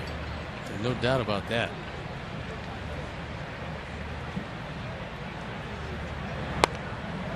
That's one of the reasons why the walks on both sides of the equation are somewhat surprising, because the zone is a very generous zone. Gives you an idea how much these guys are missing. And Chris, most unhappy with himself, but he did a great job of getting out that last inning, giving up just the 1 run.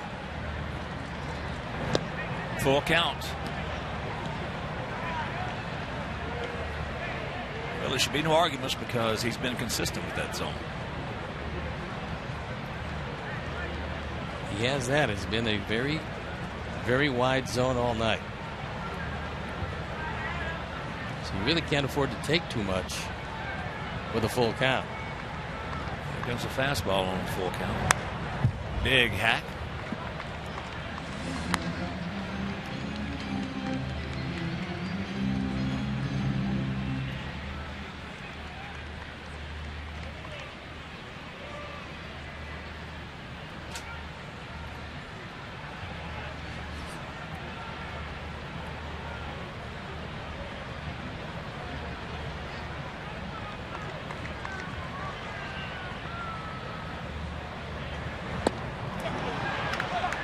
One down. Could not check his swing. Sox fans, join us on Saturday, May 23rd at 3:10 as your White Sox take on the Minnesota Twins. Arrive early as we retire Paul Konerko's number 14 in a pregame ceremony. The first 20,000 fans will receive a Paul Konerko replica statue presented by Xfinity. Xfinity, your home for the most live sports. Purchase tickets today by visiting WhiteSox.com or calling 866-SOX-GAME. Here's Javi. He's popped up to right and he walked.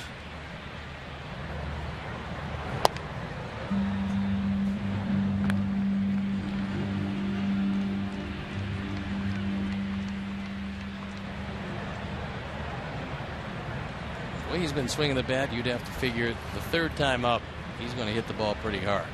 Fastball. And he's got a count 2-0. Kenny Williams before the game felt, when asked about the upside of Avi and where he's going to wind up, he said he's going to be a 30-30 man. But he's going to learn eventually how to pull the ball, how to hit the ball consistently out of the ballpark, and he can run. He can steal 30 bags. 3-0 the count. Gillespie on deck and Alexei in the hole.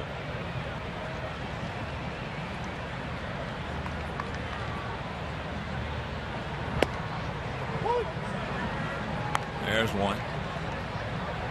That's a pitch where even if you had the 3-0 green light, you're not going to swing at it because it's low and away, knee high, and you can't do anything with it.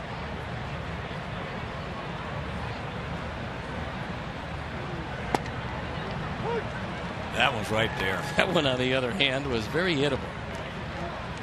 So a full count. This is pretty much center cut. That's wheelhouse.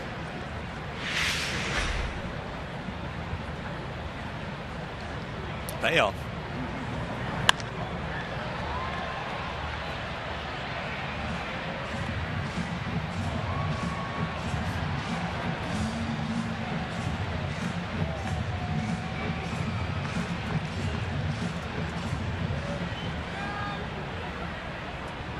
Simon knocking at the door of 100 pitches. With only one out here in the fifth.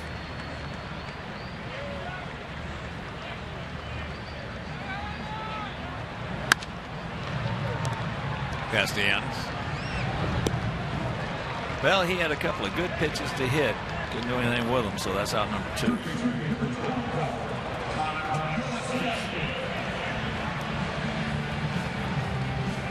So here's Connor. He has homered and he has walked. 4 walks for each pitcher. Chris has got the 5 strikeouts. Simon has got but 2.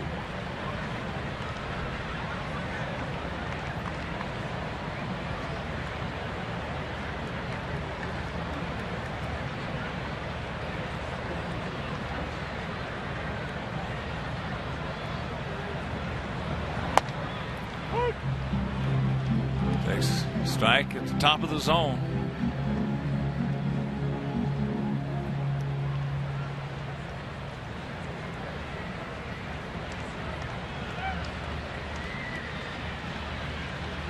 You have to figure maybe 15 or 20 more max for Simon tonight. And here comes the splitter. There's an ephus. That's the ephus splitter. That's otherwise called an inventive pitch. When you're not certain about what you want to throw and you're ahead of the hitter, you do one of these. You'd like to get a little closer to the plate if you could, but some comic relief. He's coming back with another splitter. That one down low.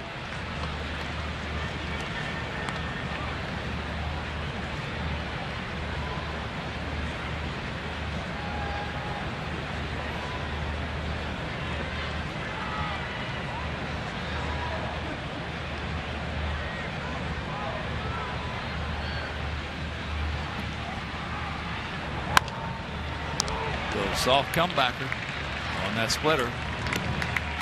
That's a 1-2-3 inning for Simon, and we're into the 6th, trailing 4-3.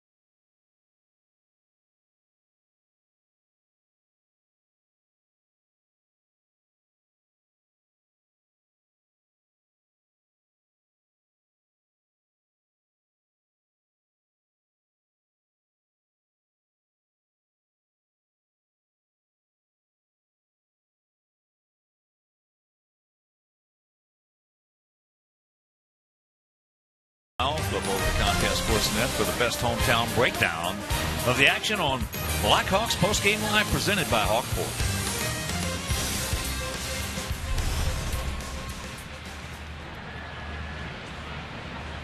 Here's J.D. Martinez. Fires that one to near right side. Martinez has struck out on a slider, and he has walked. 4-5-0 for them, 3-5-0 for us here in Game 2 in this 3-game set.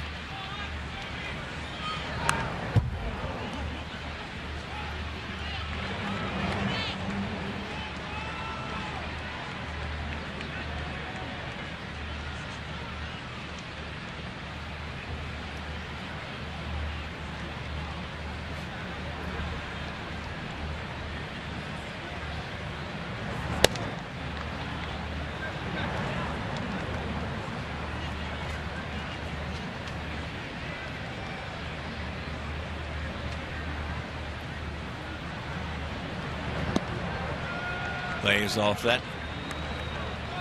And the count 2-2.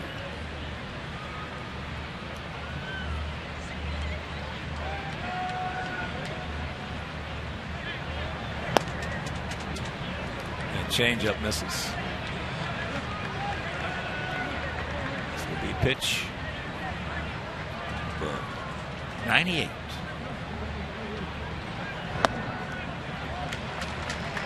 So dreaded leadoff walk. Friday, May 22nd, come and see the White Sox take on the Minnesota Twins at 7:10. All fans are invited to stay for a spectacular post-game fireworks show presented by Magellan Corporation. Purchase tickets today by visiting whitesox.com or calling 866-SOX-GAME. Jake Petrichka continues to warm in the pen. 5 walks now for Chris. As Castellanos has struck out, then fly to right.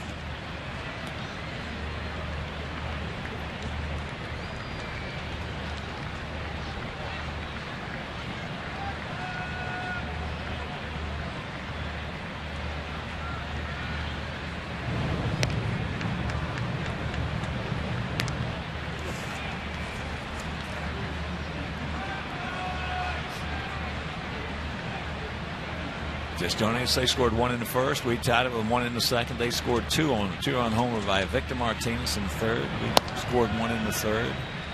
We tied it in the fourth, and they went ahead last inning. Al Albuquerque listening in the pen. Now, he's got a good slider. He really likes it because he throws it about 80% of the time. And it's very effective.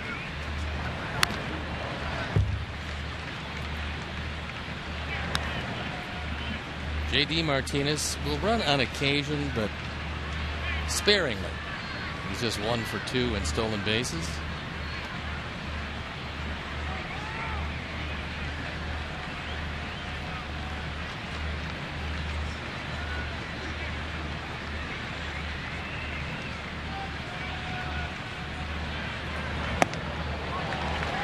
Got that one by him at 94. Threw it in a good spot. Kept it up and in. Tied him up.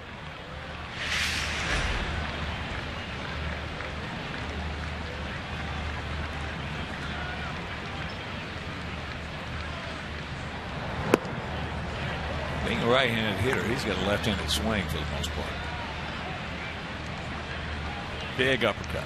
He does have. Well, that's one of the reasons he doesn't hit into double plays. He hits the ball in the air most of the time.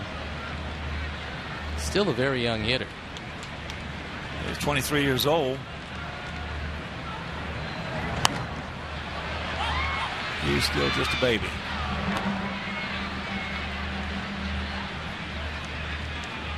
For the longest time in that Detroit system, you heard about Castellanos and you heard about Avisail Garcia. Well, Avisail Garcia now you still hear about, but you hear about him a little closer to home in right field for the Sox. He gone. Got it up again.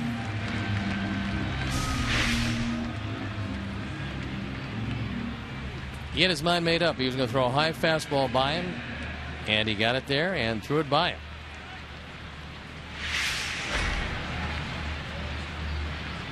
So 6 strikeouts now for Chris. And here's McCann, a single and a strikeout.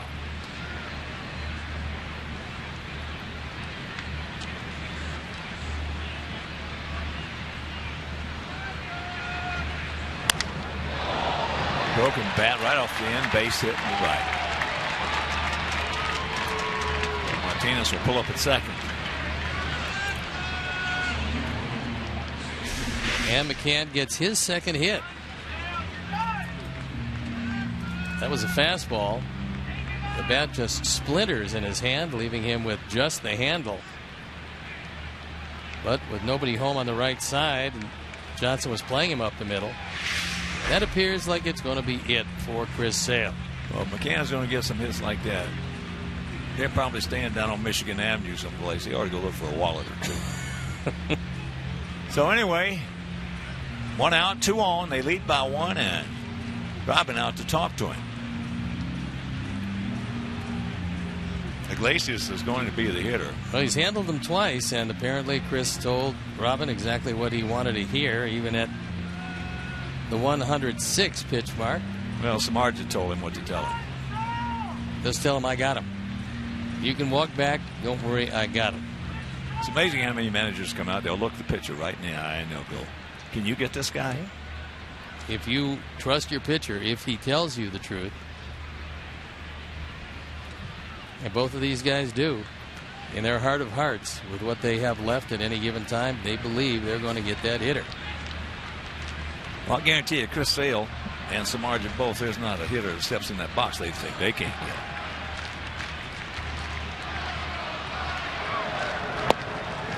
There's first pitch strike. Iglesias is going out to right. Then he hit a Schinberger to Abreu, who made a beautiful play to get him at first.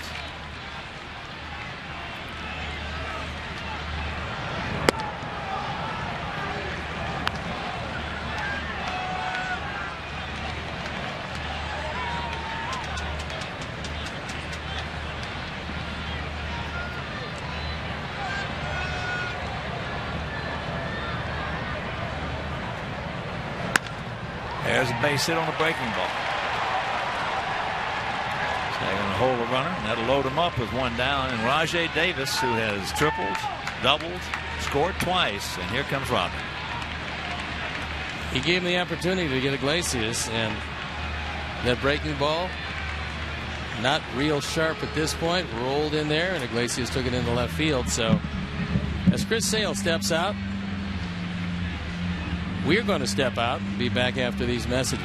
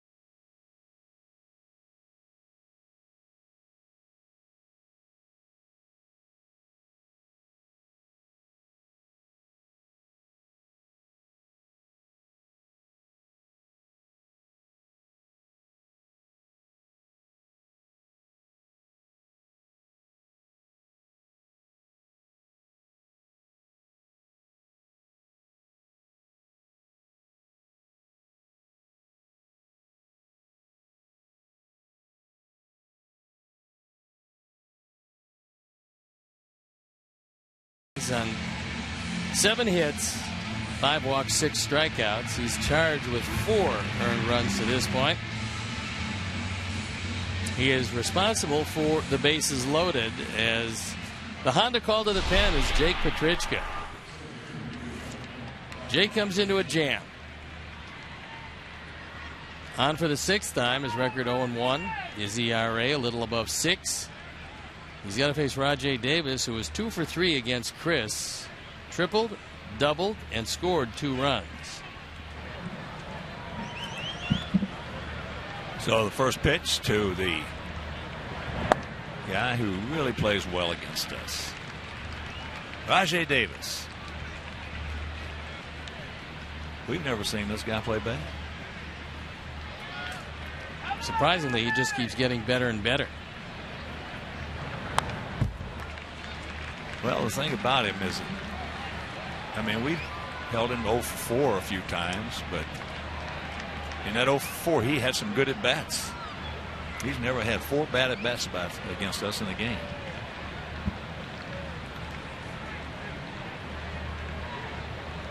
That's over a few years. The 0-2 pitch. A little bit low. Outfield, straight up, spread out. Maybe just a little bitty gap out there in right center. And Avi, shallow. He led off the ball game with a line drive over Garcia's head in right field for a triple. That was a nice pick by Tyler Flowers.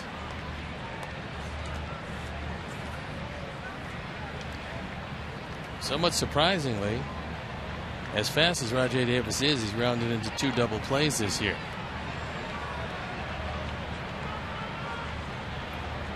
He is one of the better base stealers in all of baseball, percentage-wise.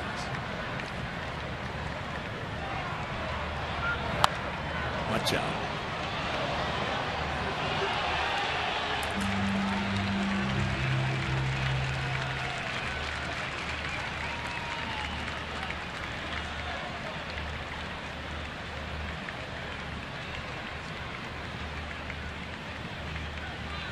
He is a career 79% base stealing. You get above 75 and you're one of the elites.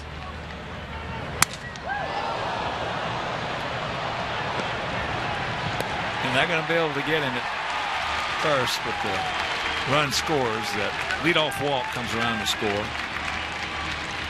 If he doesn't shatter the bat, there's a chance of 2, but breaking the bat slowed down the baseball. And he drives in his 6th run of the year.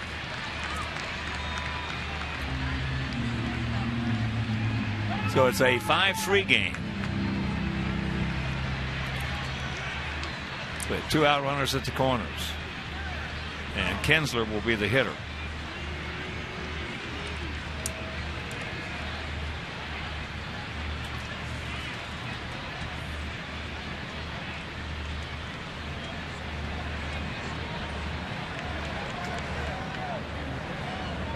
And he is probably going to be running shortly.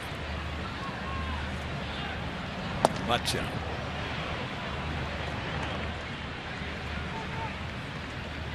You want to pick a pitch, this is usually the pitch to run, in that you very rarely will see a 1-0 pitch out. You can bet that Petruchko will be using a slide step.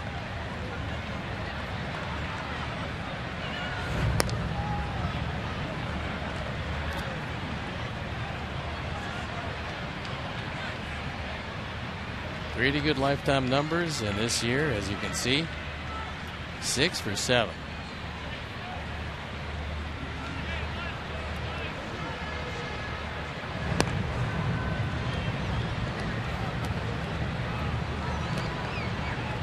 Time now for AT&T Uverse Multiview.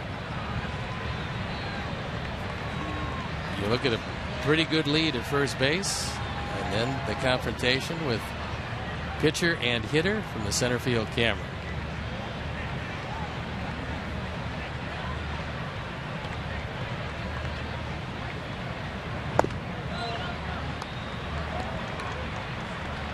To know the count with Cabrera on deck.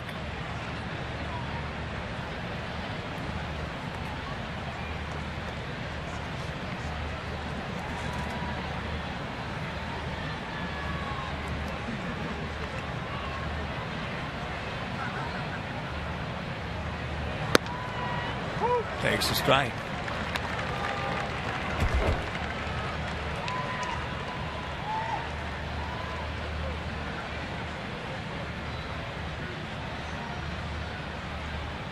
That's what Osmus wants to do here as far as trying to get Kinsler a 3-1 count.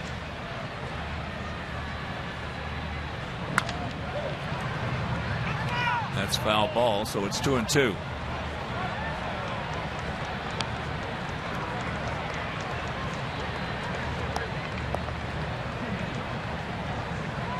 It'll be somewhat surprising if he's not running here. Worst case scenario for the Tigers is he gets thrown out, then you lead off with Kinsler and not Cabrera.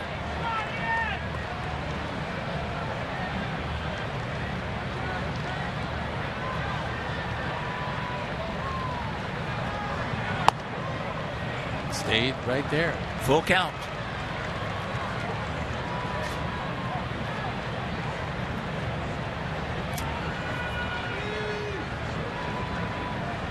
The other side of that page is he didn't even want to take a chance to leave Cabrera in that on-deck circle by having him thrown out, which was not a real good possibility. Meanwhile, it's academic.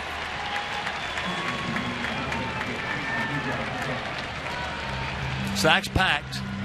2 down, 1 in. And here is Cabrera, who is 1 for 1 with an RBI. He's walked twice and scored once. Look at those numbers with the bases loaded over the course of his career. 408.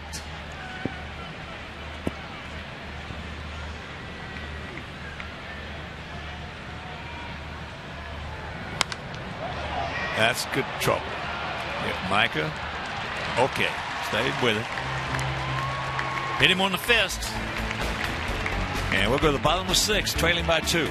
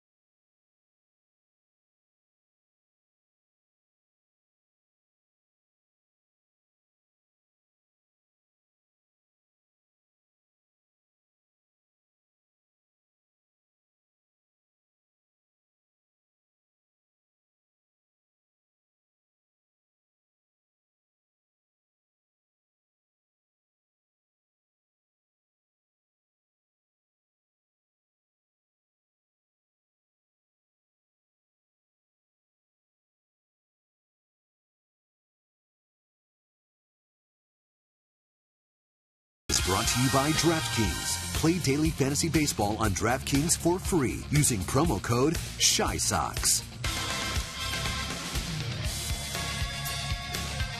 It's Al Albuquerque coming in the ball game. He doesn't have a record. He does have a 9-point ERA. So apparently that slider is not sliding. He's in for the 11th time in 8 innings. He's given up 11 hits and 8 earned runs. It's been controlled. 7 walks, just 5 strikeouts in those 8 innings. So he comes into this with a 2-run lead, and he's going to face the bottom part of the order. He's got Ramirez, Flowers, and Johnson.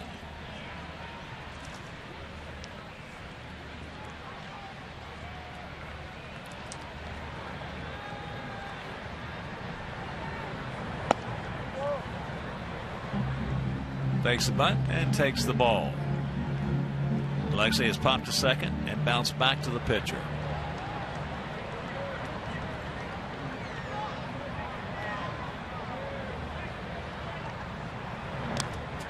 Two and 0. Don't help him out.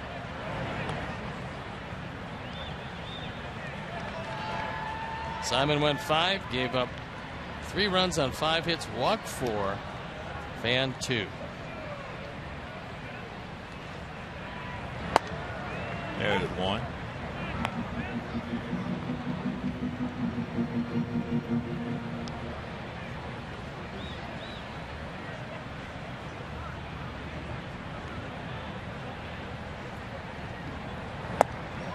Three and 1.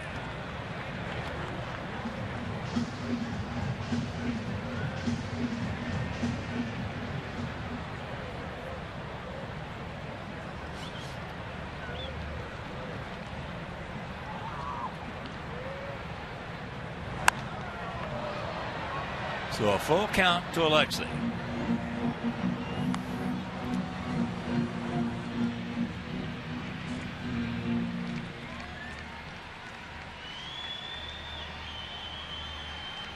5-7-0 for Detroit. 3-5-0 for our guys.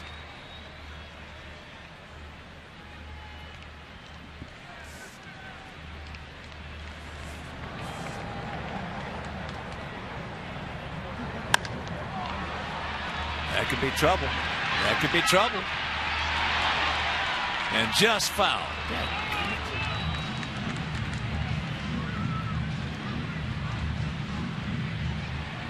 So the count remains full, and while he's coming back to give you some scores, Atlanta beat the Phillies 7-5 down in Georgia. Atlanta back to 500 at 14-14. Mets over Baltimore 5-1. Toronto and Mark Burley beat the Yankees 5-1. Burley now 4-2. Cincinnati shut out Pittsburgh 3-0. That was Mark's trouble team. He's always had problems with the Yankees, but not tonight. Well, he gave up a run in the first inning.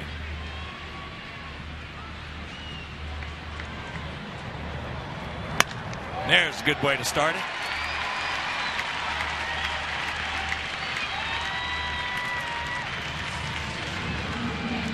If Al can't get the slider over the plate and he's got to go to his fastball, he usually has some problems.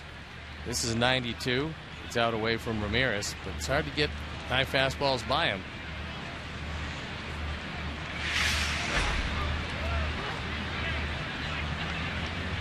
In that game, Mark went 5 innings, 6 hits, 1 run.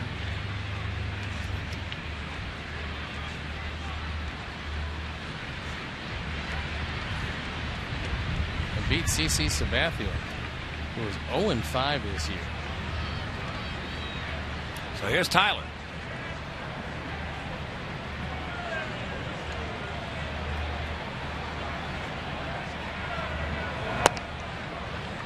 Takes that pitch low and away. D-backs beat the Rockies 13-7.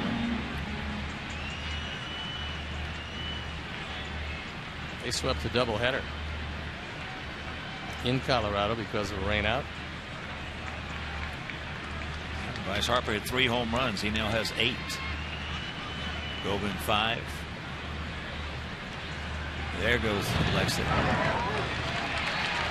So Alexei will pick up his first stolen base of the season. Heads up play because Albuquerque never even looked at him, and McCann just caught the slider and just held it. Doesn't even give him a second glance.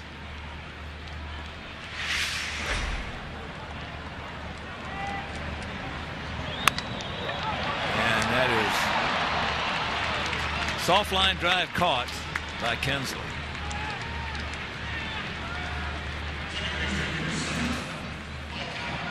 Tyler was trying to get him over. Time now for our Xfinity high-speed action replay. And we'll take it to the 4th inning. There's a base hit back up the middle. And then Adam Eaton sends him first to third after he finally picks up the baseball. And scores. On a sacrifice fly off the bat of Melky Cabrera. At the time it made it a tie ball game. Takes ball 1.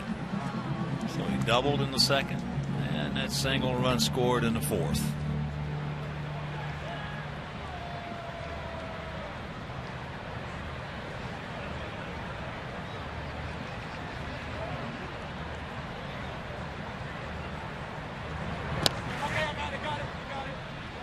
He did not go.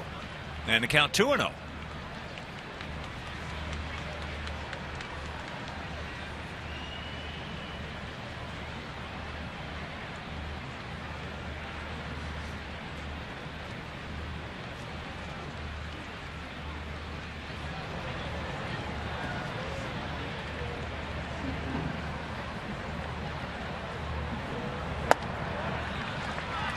Nothing with Adam Eaton on deck.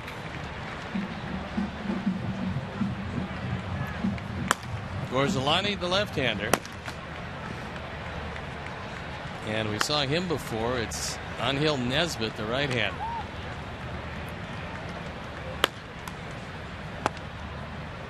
There's one.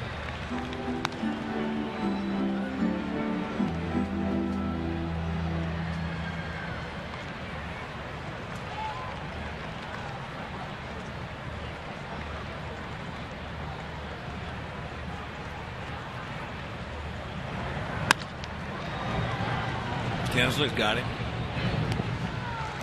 So 2 down with Alexei at third.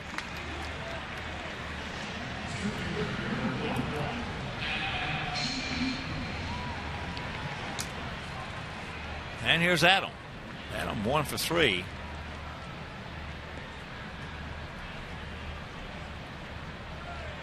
Now, if you're Alexei, you really have to be heads up, because Albuquerque does throw a lot of sliders in the dirt, even to left-hand hitters.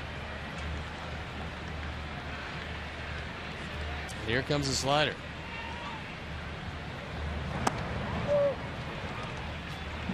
That one's up high.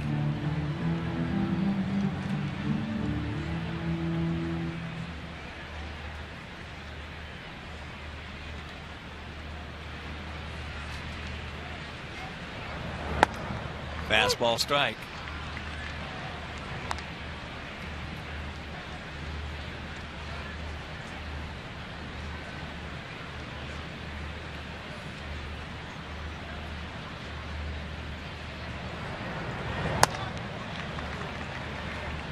Two and one. Got a big hole over there on the left side, Adam.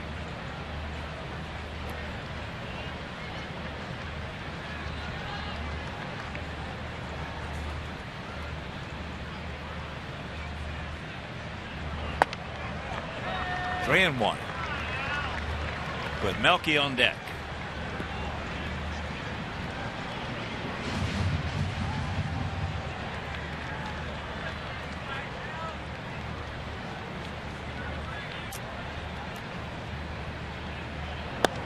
And that's ball 4, so good speed at first.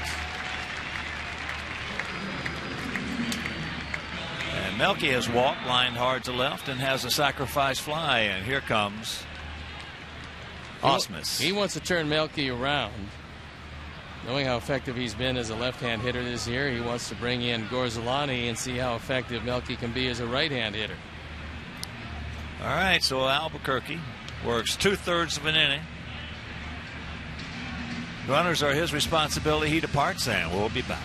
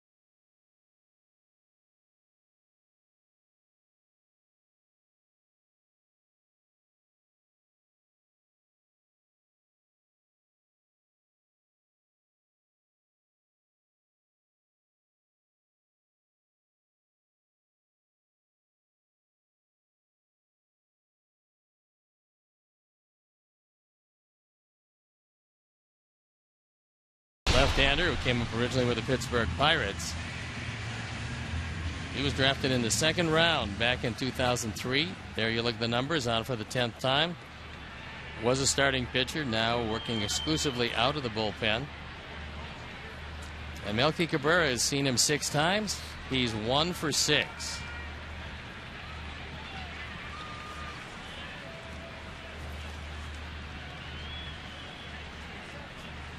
As I mentioned, he has walked, lined hard to left, and has a sacrifice fly. Outfield straight up, spread out. 2 out.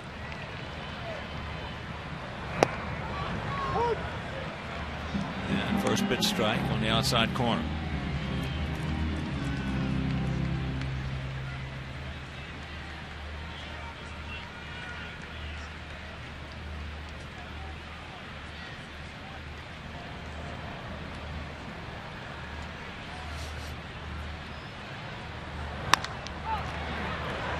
Chopper 2 hopper.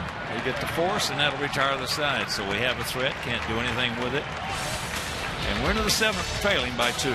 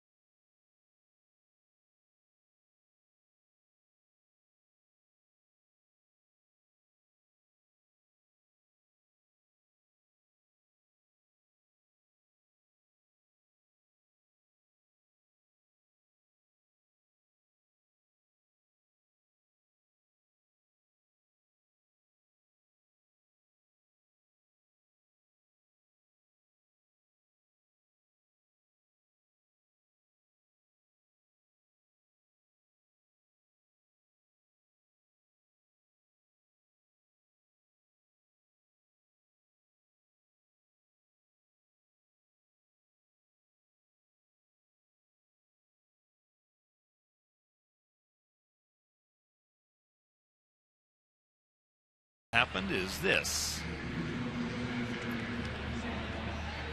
Carlos Perez, 4th player to hit a walk-off home run in his major league debut. And the other 3 players, one of them's here tonight. Miguel Cabrera did it back in 03. Josh Barr did it in 02. And Billy Parker back in 1971. 44 years ago. I faced Billy Parker. He was a pretty good right-hand hitter. I retired in 71. 44 years ago. I faced him in the minor leagues. I was only 8. All right. Victor Martinez will lead it off. He's been the villain. He's 1 for 2 with a sacrifice fly and a 2-run homer.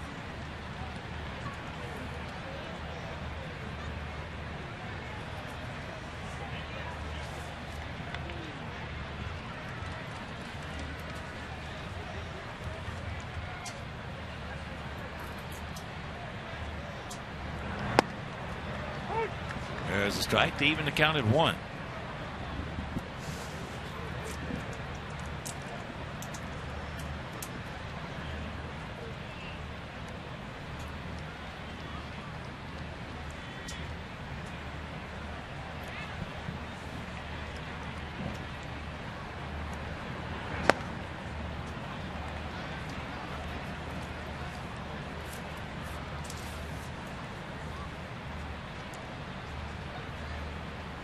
Run by Victor in the 3rd inning.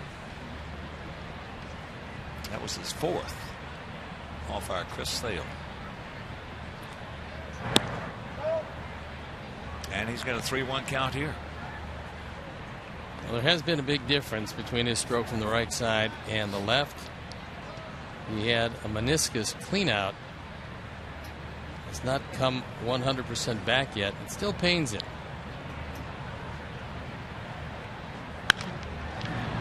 Shift's going to get him. So Gillespie throws him out.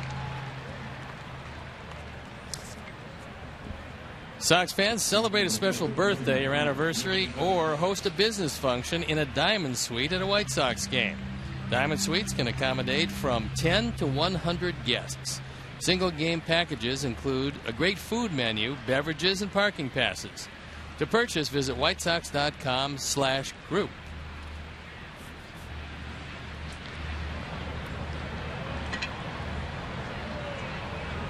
So here's Cespedes. Duenas is 0 for 3. He's gone out to Alexei. Flied to right and struck out.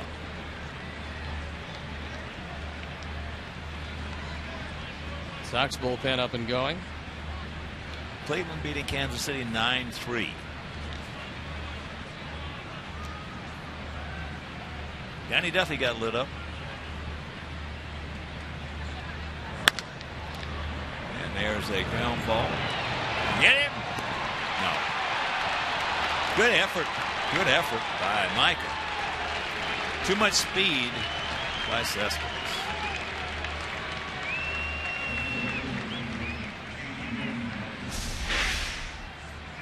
A big effort by Micah Johnson as he gets up quickly. Not too many guys from the right side are going to beat this out, but Cespedes can run.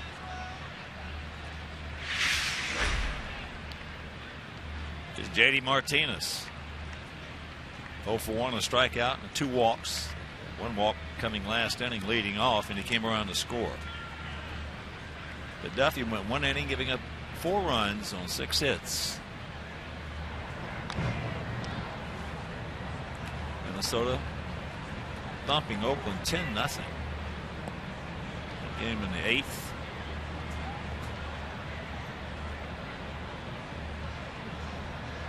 We got our own problems here. We trail it 5-3, top of the 7th.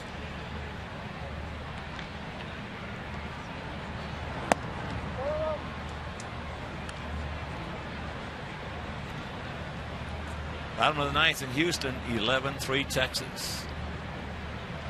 Texas on the verge of beating Houston 3 straight. Cubs leading St. Louis 6-4, bottom of the 8th.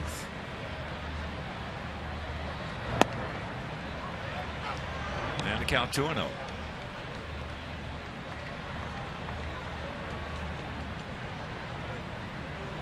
Zach Putnam loosening in the pen.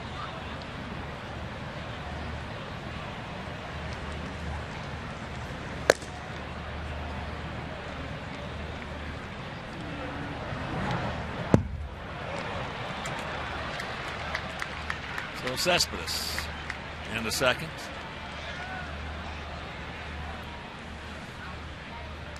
And the count 3-0 to Martinez. Got Castellanos on deck, McCann in the hole.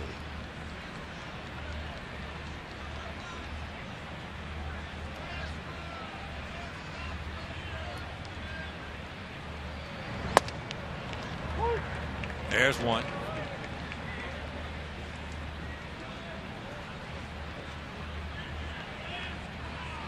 Bob Rosenberg announces a stolen base.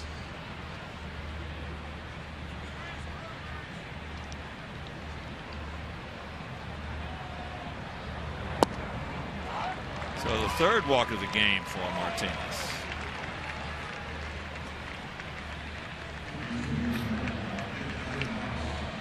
And Don Cooper will come out now. Talk about what he wants him to do with Castellanos. We'll check particulars for you. We mentioned Washington beat the Marlins 7-5. Bryce Harper with 3 home runs, 5 driven in. He now has 8 home runs.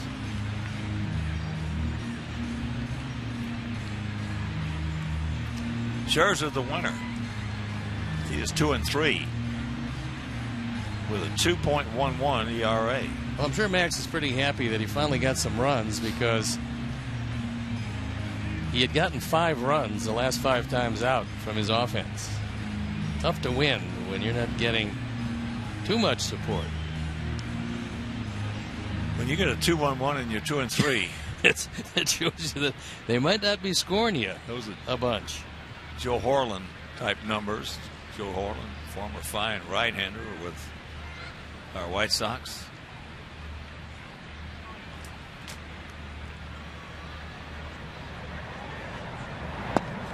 There's the strike.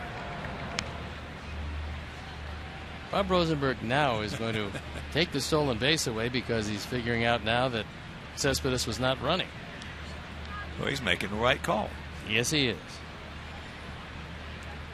You got to give him credit for persistence. 1-1.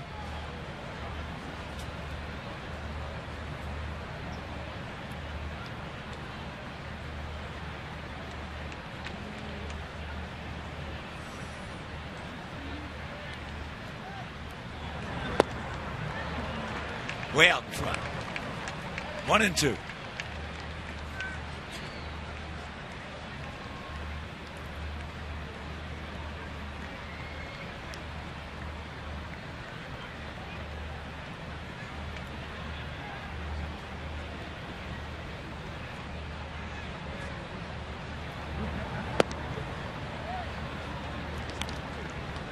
A little bit low.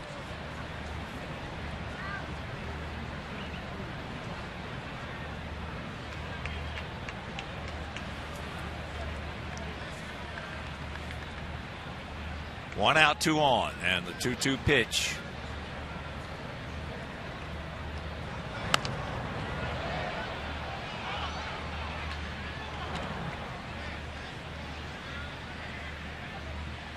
Keeping everything down on him. But he's a much better low ball hitter than he is high ball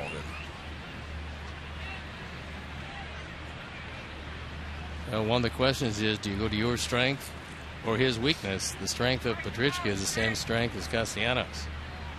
Certainly don't want to miss middle in and down. He gone.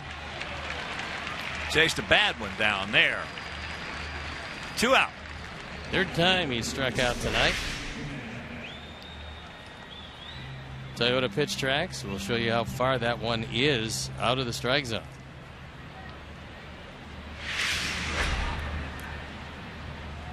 So here's McCann, single to left, a strikeout, and then a broken bat right off the end of the bat. Little soft hit between first and second.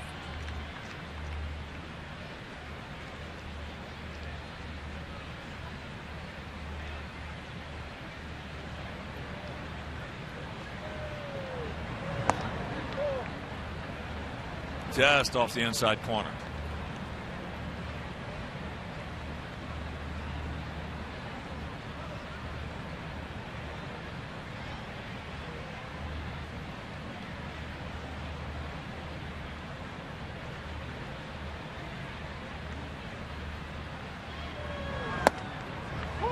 Out evens. 18,268.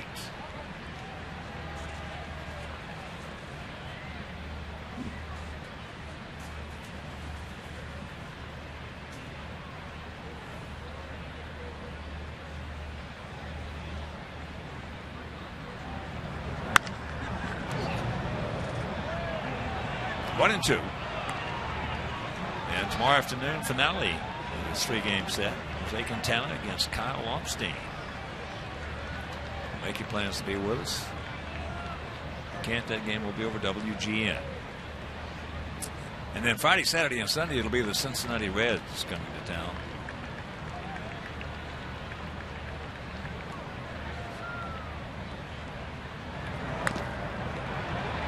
He just did get a piece of that one.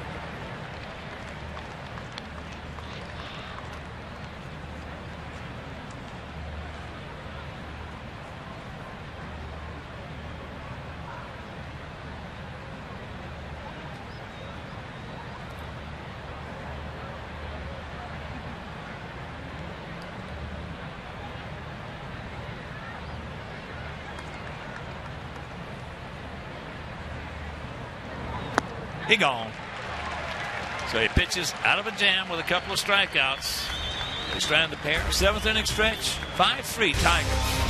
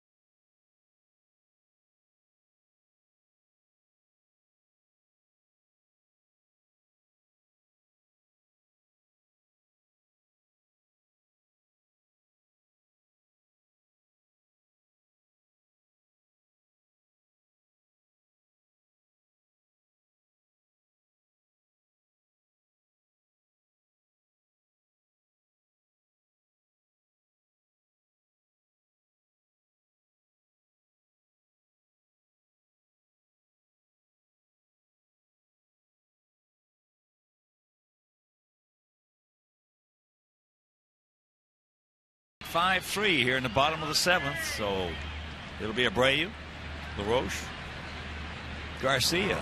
Orsolani's first pitch outside. Abreu's been to the plate 3 times and hit it hard 3 times, and he's got 1 hit. He also has scored a run.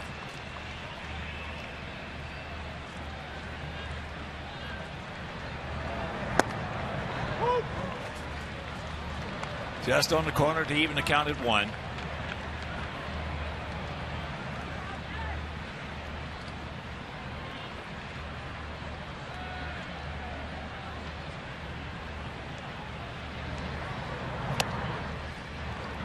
Orsolani's career path was very similar to the White Sox Zach Duke.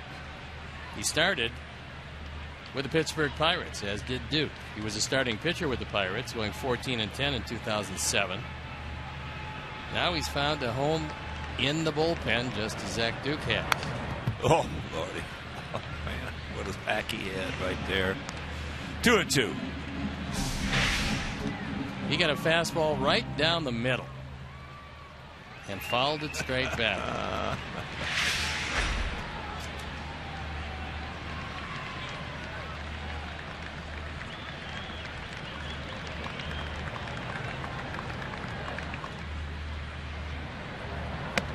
Full count.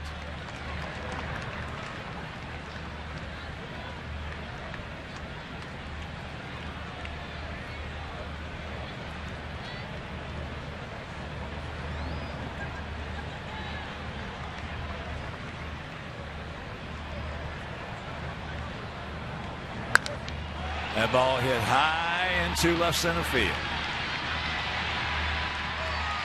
Rajay Davis.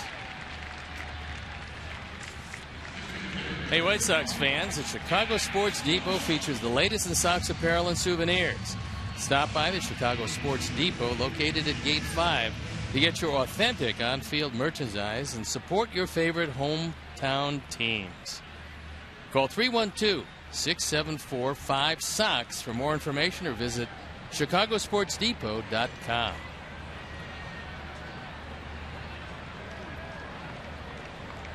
So here's Adam. Adam has walked, gone out deep to left center, and struck out. Takes first pitch strike. He has faced Orsolani 6 times, has 1 hit, and it left the premises.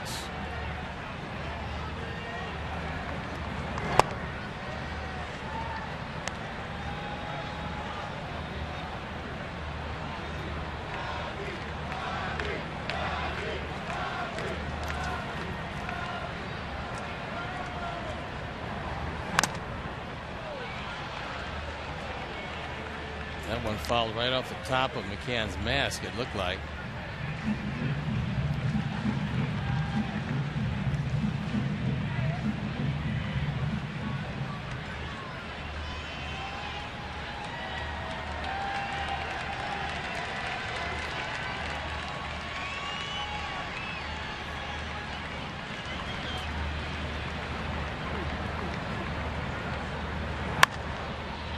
Out of play left side.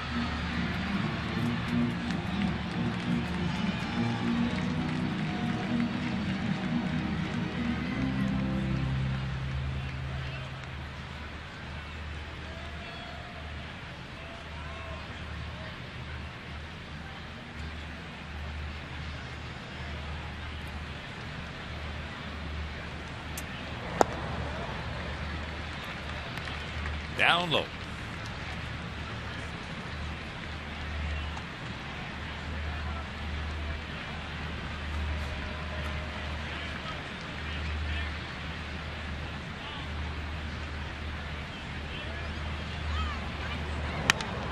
And there's a base hit, just fists it out there. He rolled a breaking ball. He threw his best breaking ball on strike 1. And fortunately for Adam, this one he left up. This doesn't break very much. It stays right there. Yeah, he just muscled that one out there. That'll bring the tying run to the plate.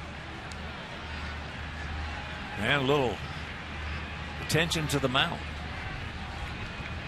So 1 out, 1 on. Scores a line, he departs. Nesbitt coming in, and we'll step out and be back after these messages.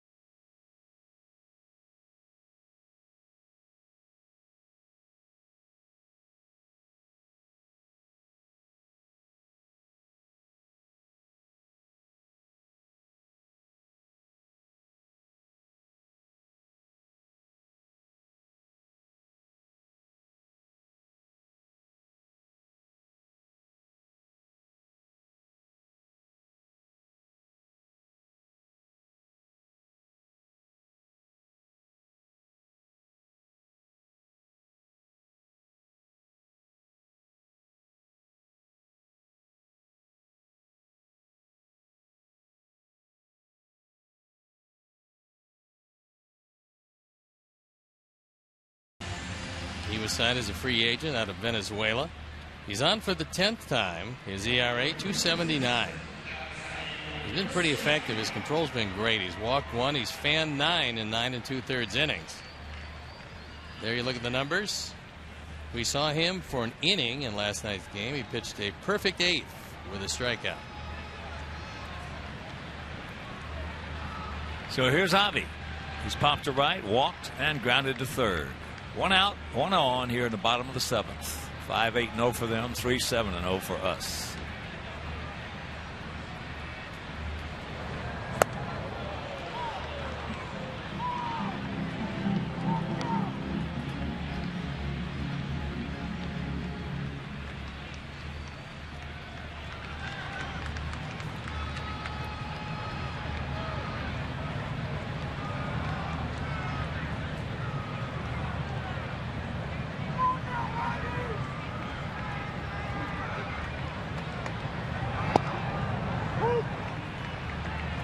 One to count, Dobby.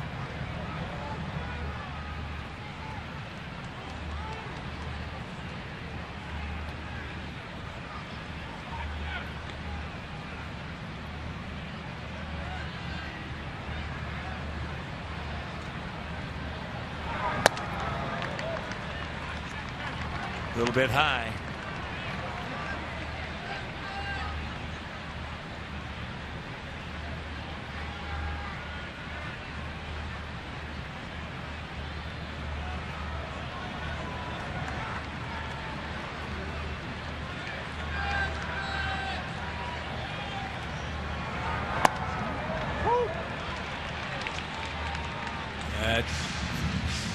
High strike. He's been there all night.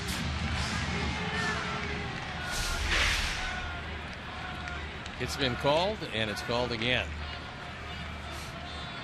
It's actually a real good pitch to hit. A slider without much on it, right up in your eyes.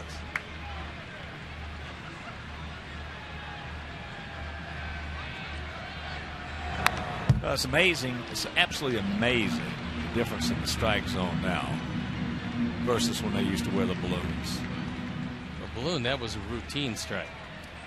And it's amazing the strike zone of the hitters. You used to have a lot of good high ball hitters. Now you got a lot of good low ball hitters.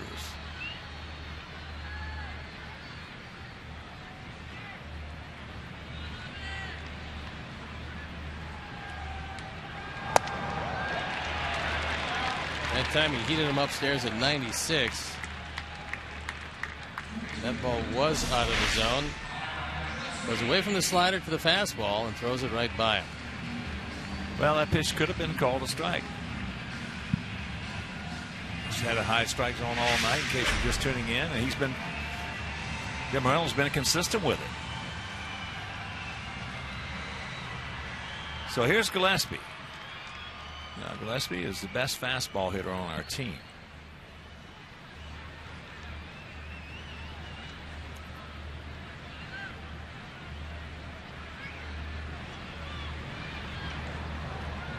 He homered leading off the second. He walked in the third. And he hit a comebacker to the pitcher in the fifth. And that'll do it. We get a man on, can't do anything with it, and we're into the eighth, trailing 5-3.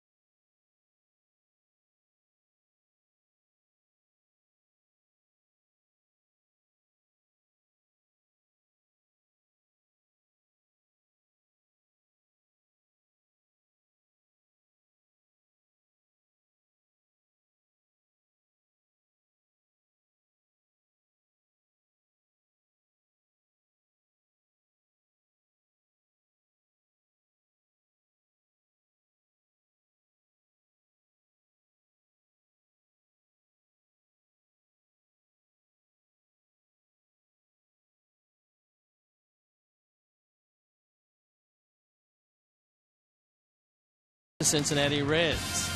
White Sox pregame live presented by Lexus of Orland and Maryville. Starts at 6:30 on CSN+.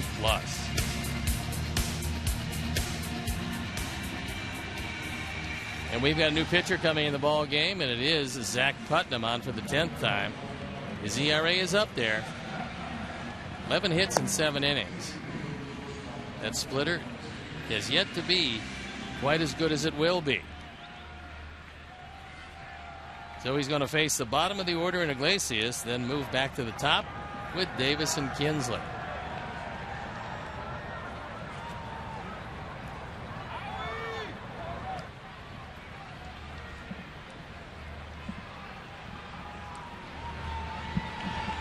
Iglesias, 1 for 3, that single in the hole back in the 6th inning.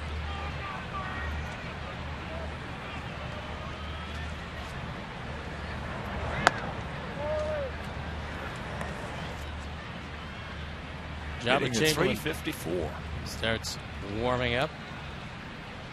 Oh, who would have thunk it? Not the Tigers. No. They just got him to settle down that position that had been in flux for a while. And boy, did he ever. Now the only thing he's got to do is stay healthy. Stress fractures in each shin. I've never heard of that. Either have I.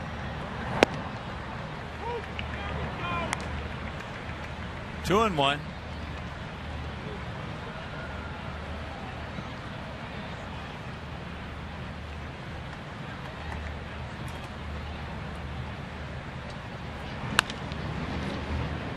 Turns and burns on that one.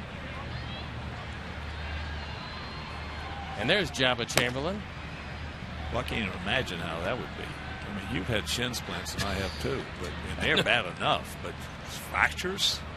No, the stress fracture, it's surprising. I mean, maybe in one you figure you do something, you play plant or whatever the case may be. But in both, well, he's out for lost a year. Watch out. Didn't want to do that, so no. Leadoff man aboard. He's going to be running. You can pretty much take that to the bank. As this one drifts inside, Catches him right above the elbow.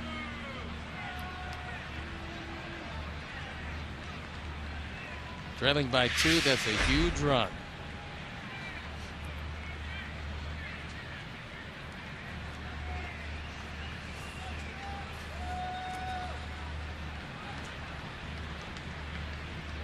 Rajay is 2 for 4 with that triple-double. RBI, 2 runs scored.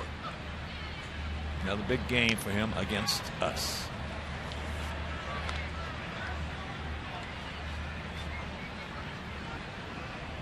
Davis has yet to sacrifice. I'll tell you got Ryan Rayburn. And outside of Rayburn, we got to put Rajay Davis right in the top 3. I mean, that's one of the reasons why he has yet to sacrifice. That was not a particularly good effort.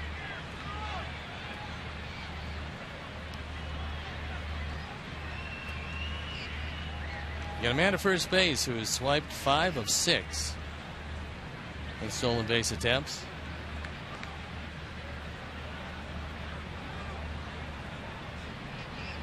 Davis taking a long look down at Dave Clark, the third base coach.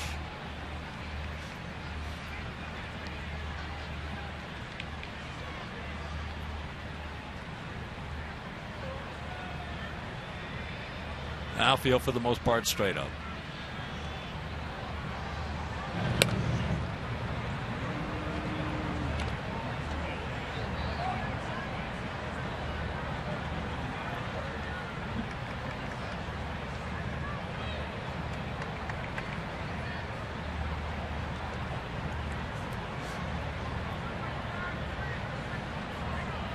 Short lead. Good bunt. Sacrifice. 1-4. Thank you.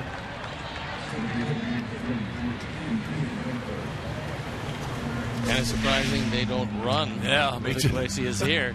We'll take the out. Rather having bunting with a man on first than bunting with a man on second. So here's Kinsler. Ian is 0 for 2 with a couple of walks.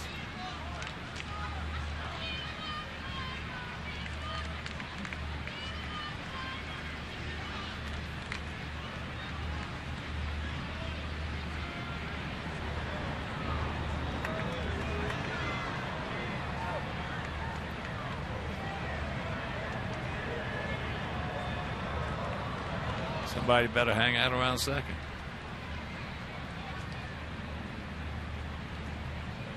And it's got to be Micah. Like I say, way over in the hole.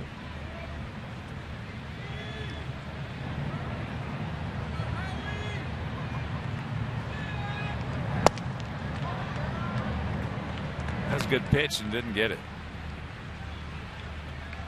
It has definitely been a high strike zone tonight.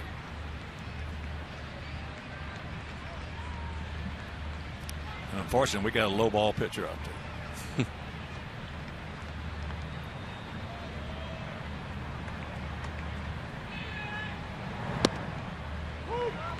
And that one's called a strike.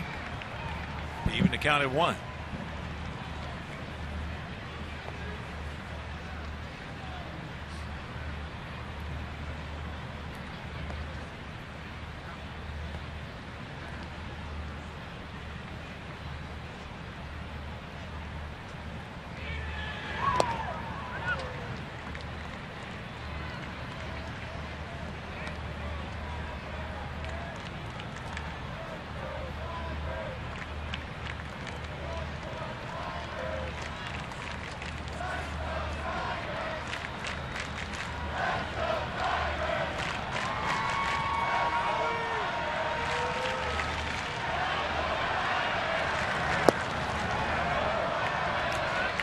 Close pitch, 3-1. With Cabrera on deck.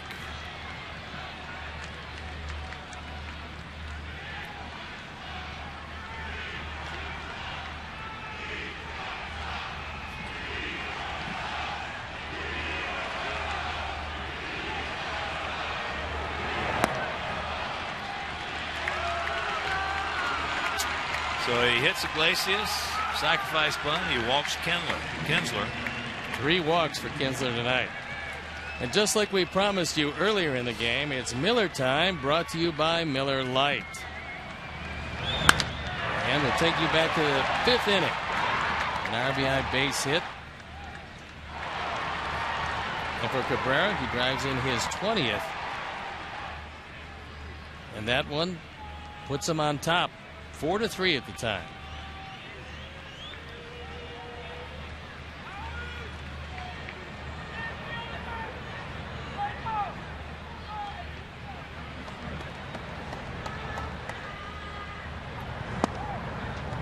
First pitch strike.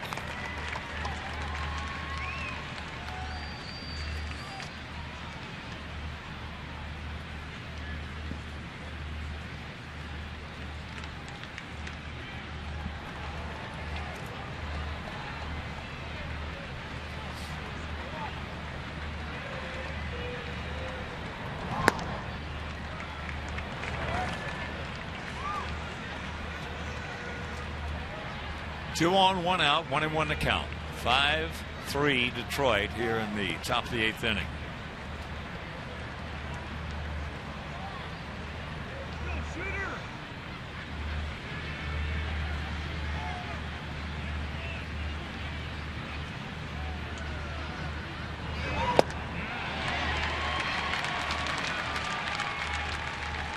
Got it by him right down the middle.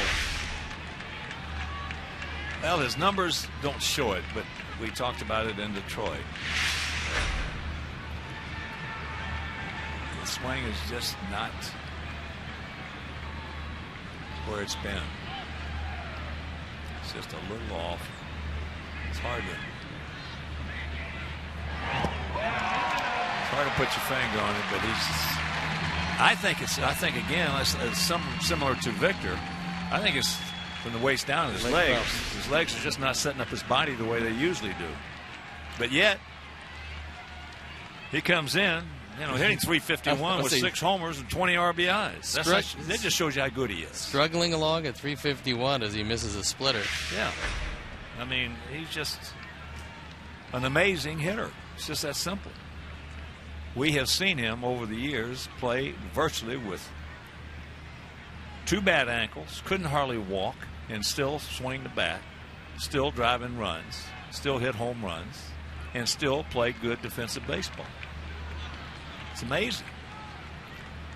So here's Victor. He's got a homer and 3 RBIs in this game, sacrifice fly on a 2-run blast.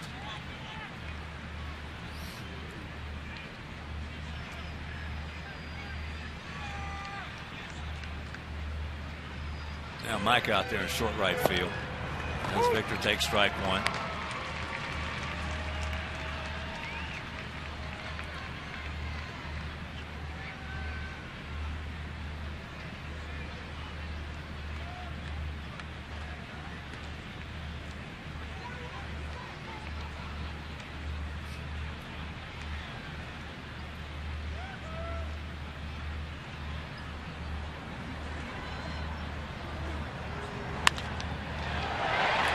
A base hit, so he's going to pick up his 4th RBI, and it's a 6-3 lead.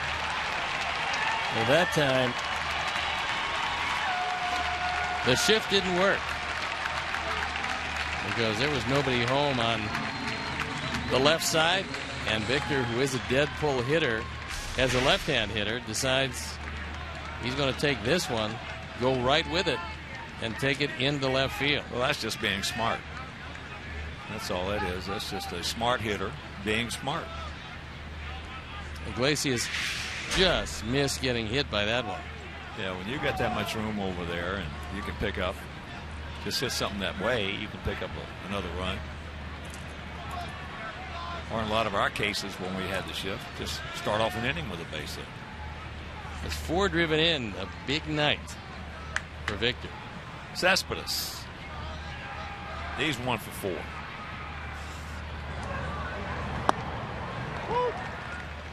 Takes first pitch strike. 6-9-0 for them, 3-7-0 for us. We stranded 9 in this game, so we have had some opportunities.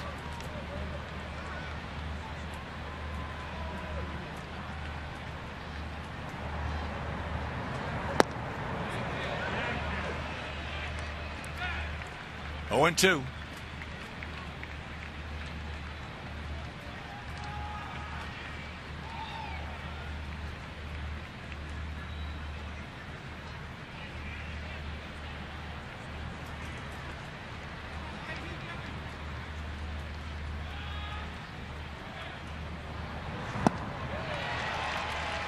He gone, but smart hitting. Victor Martinez knocks in another one, and they lead it by 3.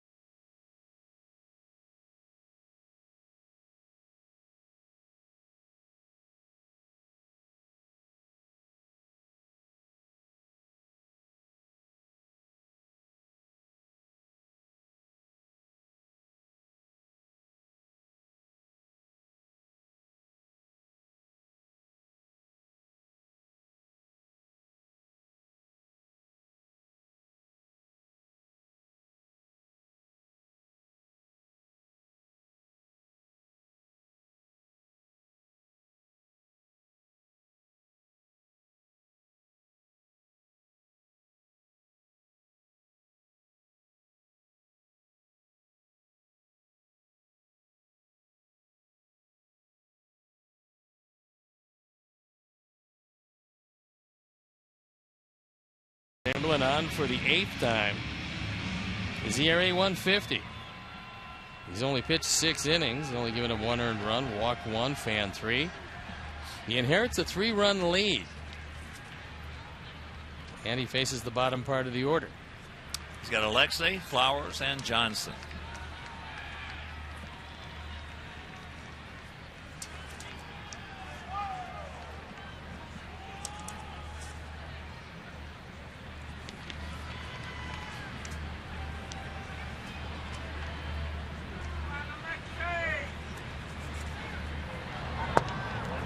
First pitch strike.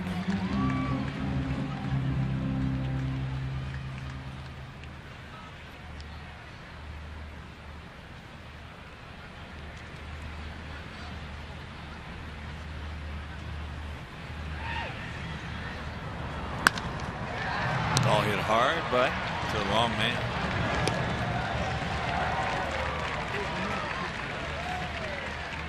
Follow the White Sox all season in 2015 with MLB.com at Bat, the #1 app for live baseball.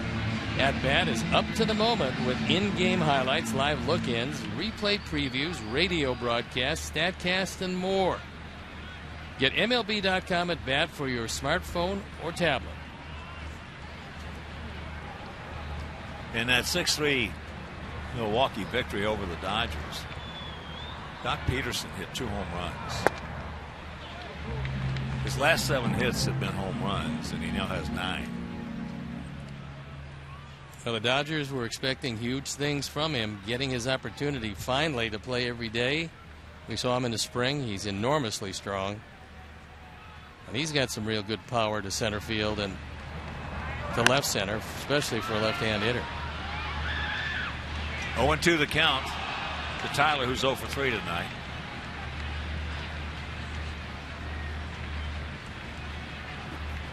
Seven hits, 7 home runs.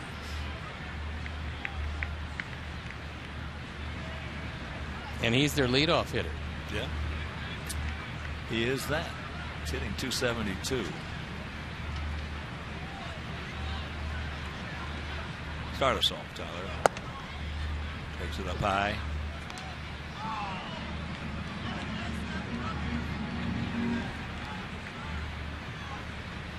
Adam Lynn hit his 5th home run. He drove in a couple. Hitting at .323. He's having a resurgence. Yeah. We saw him with Toronto. He looked like he was going to be just a wonderful hitter. Then something happened that sent him to the minor leagues. He just stopped hitting. Now he's hitting again.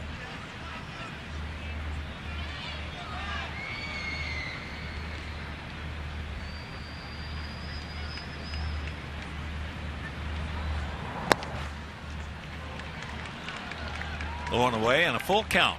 Don't help him out.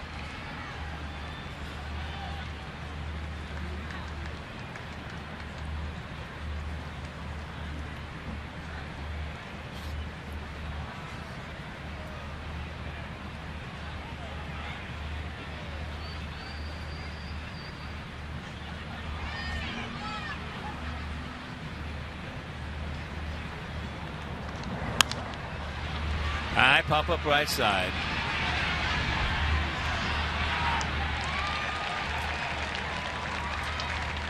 Two down. That'll bring up Micah Johnson, who has doubled, singled, scored a run. He's 2 for 3.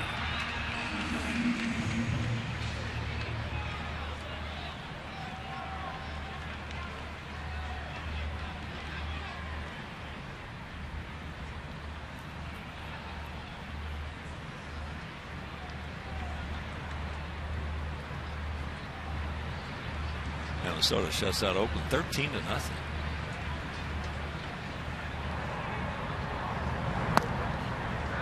They have a rookie named Eddie Rosario. Outfielder. He's one of the few guys to ever hit the first pitch he sees in the big leagues for a home run.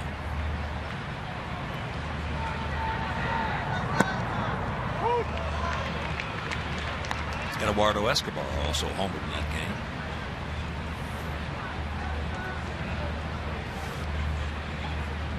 As did Kenneth Vargas.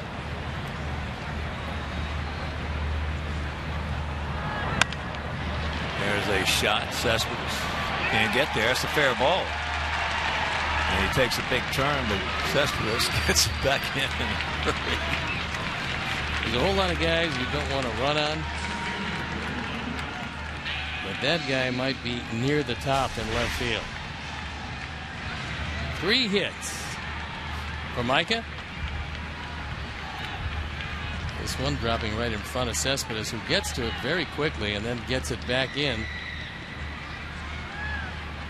equally as quickly. And Micah takes the big turn. But 3 runs down, you don't want to get too adventuresome. So with 2 out, he's at first. There's Adam Eaton. Well, we mentioned it last night in case you missed. Jimmy Price, long-time broadcaster, Tigers, former catcher for Detroit. He's been in the game over 50 years, and he said that when Cespedes is in left and Anthony Gose is in center, it was the best left and center field arms he's ever seen.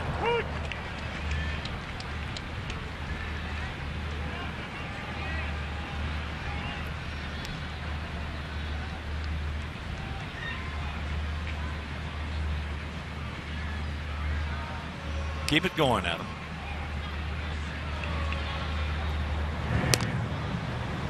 Let's pick up 1 or 2 right here with 2 out.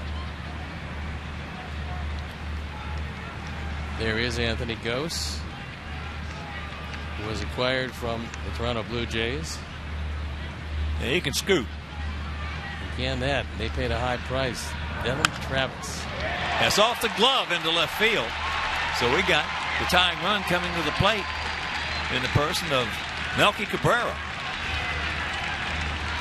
It is a base hit, the second of the night for Adam, as he's starting to heat it up. He also hit a line drive to center field in the second inning. So it's been a good night, and he's starting to make consistent contact. He's entirely healthy. He had a fever for 3 days, feeling a whole lot better. And that time, Castellanos got the glove up, but could not secure the baseball. So the tying run comes to bat. Melky has faced Chamberlain twice, and he's 0 for 2 tonight. Melky has walked, lined hard to left, has a sacrifice fly, and hit into a 6-4 fielder's choice.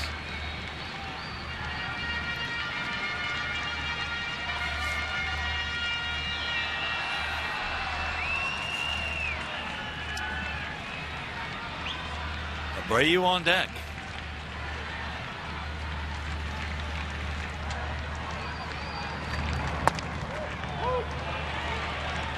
High strike called all night long. So we can't argue.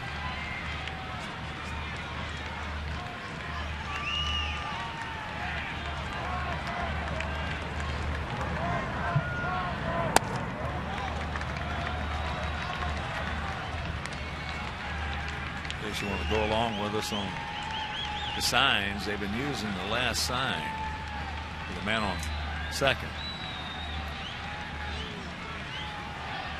Sitting at home, we'll watch McCann.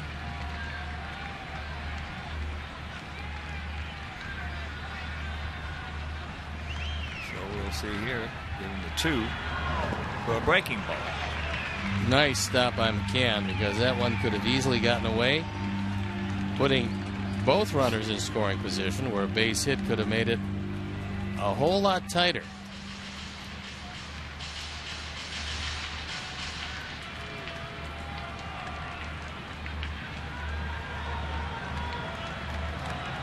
Two and 1 to count with 2 down, 2 on.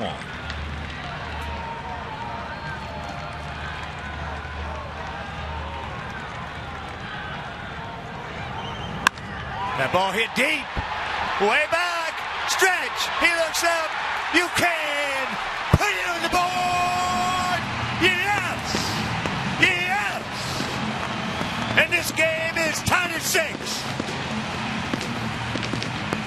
First home run of the year for Melky. He got a breaking ball. It was on the inside part of the plate and thigh high. Hit a line drive rocket out of the ballpark, and so the ball that caromed off the Castellanos glove at third kept it alive for Melky, our Ford home run replay. And just like that, Chris Sale can't lose. And Alfredo Simon can't win. And it's a 6-6 game. Don't stop now, boys. As here's Abreu. He's 1 for 4 tonight, but he has hit the ball very hard 3 times.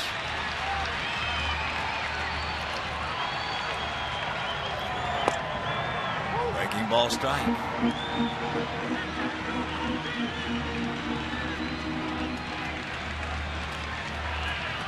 Isaiah's faced Jamba 3 times, has 1 hit. It was a double.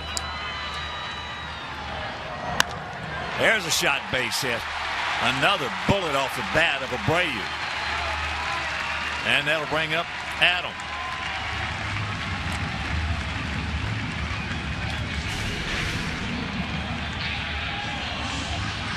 This ball stayed up on the outer part of the plate.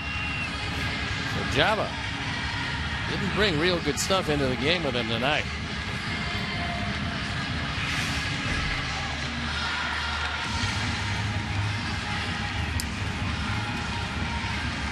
So here comes the pitching coach, Jones.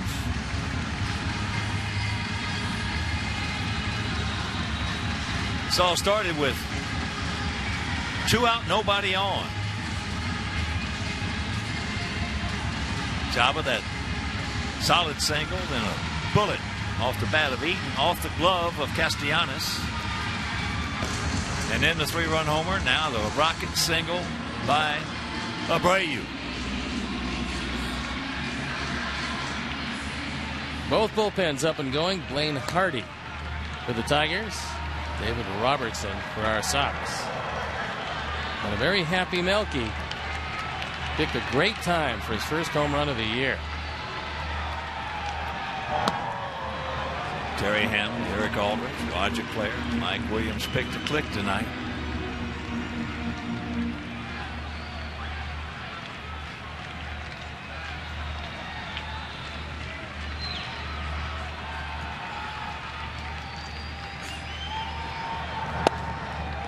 Jacks it up, and he's got Catbird seat at 2-0.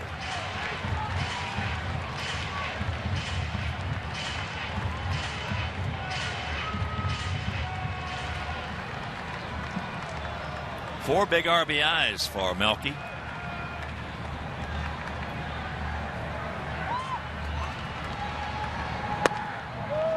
And the count 3-0. They got a shift on with Castellanos out there in short right field. In fact, they've got 6 outfielders if you want to consider being on the outfield grass. Now Kinsler comes in, he'll step back onto the grass. Iglesias back with his heels on the grass. Got the 3-0 green light. And that pitch was inside off the plate and fouled it off. But when you're hitting 3-0, it's got to be somewhere in the vicinity you're looking. Doesn't have to be exactly. I like it.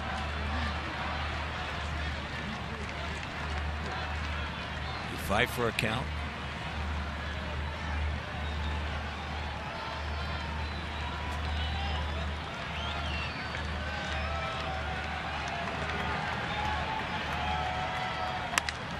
And there's a base hit. Jose's going to make the turn as Davids gets it back in. So runners at the corners and 2 down. Here comes Avi.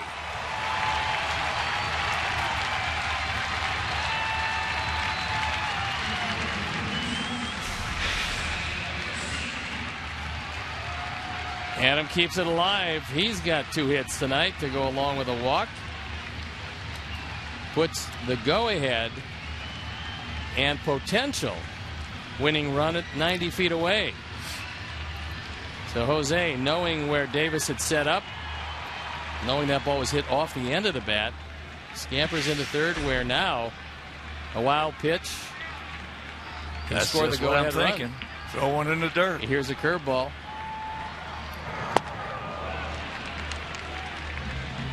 Take him right back to the middle, Avi. Stay on it. He kept it in the air.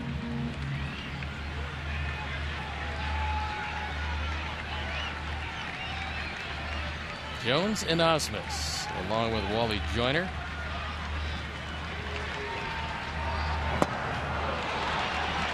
Not too much. Not too much, Albert. He's the one in trouble, not you. Yeah, but you got the big hole, 0-2.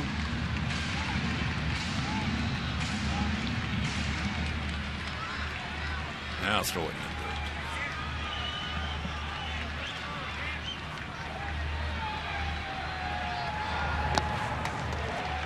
Nice stop by McCann. He did throw it in the dirt, but McCann shifted well to his right. Turned the glove over and smothered that one. Actually had it stick in the glove. He was just trying to knock it down.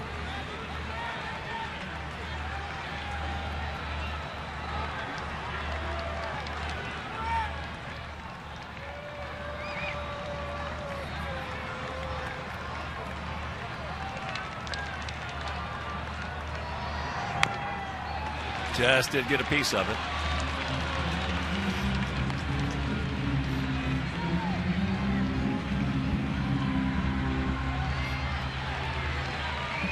With 2 outs and nobody on, 5 straight hits.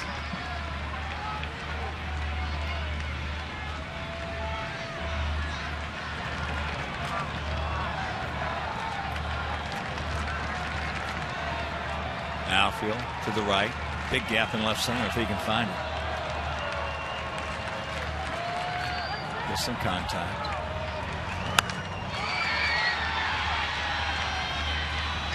After setting him up with a steady diet of breaking balls, he tried to throw a 95er by him upstairs.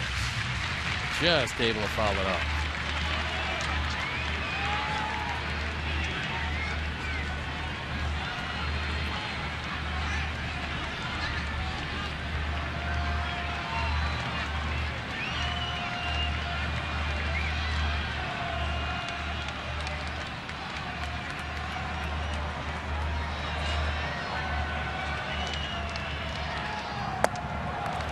That curveball high. So 2-2. Gillespie on deck.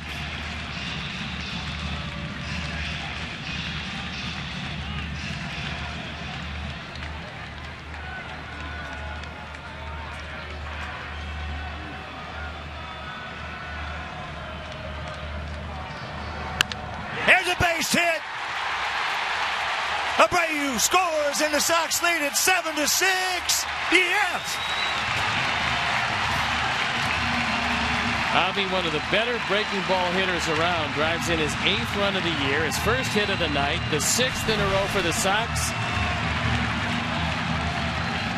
And for the first time tonight, the only time tonight, the Sox have taken the lead. That one right back through the middle. Abreu scores. Jabba Chamberlain is torched, and he'll leave the game. So we'll step out and be back with a lead after these messages.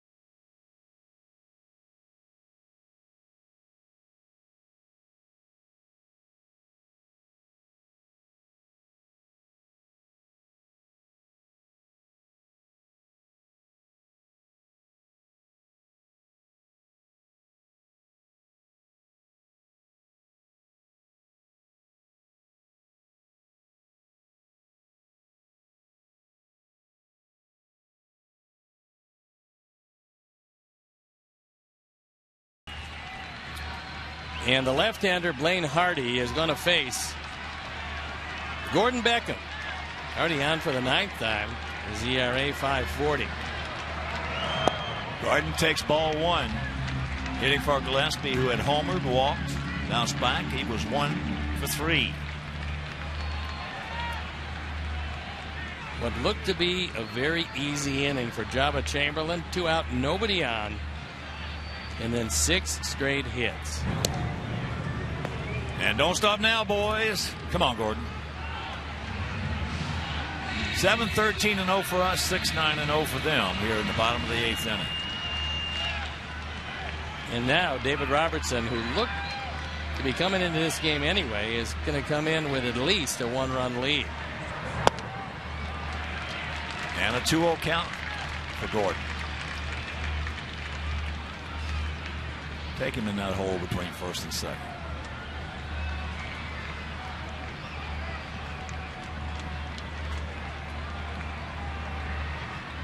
Watch out.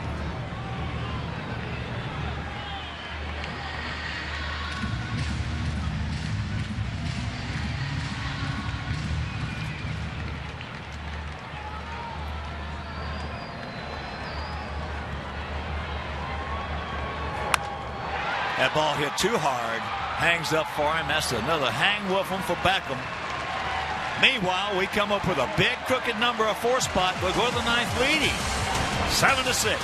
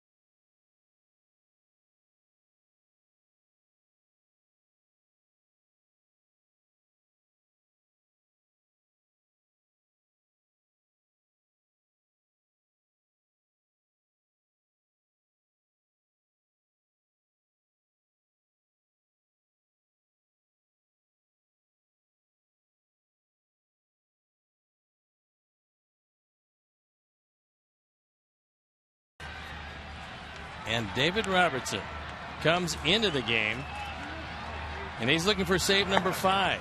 He's on for the 11th time. He hasn't given up anything to this point. 18 strikeouts, 1 walk in 10 innings, and he's got a 1-run lead. So the Sox, 2 out, nobody on, score 4 times to take this 7-6 lead. And here is J.D. Martinez, 0 for 1 with 3 walks tonight.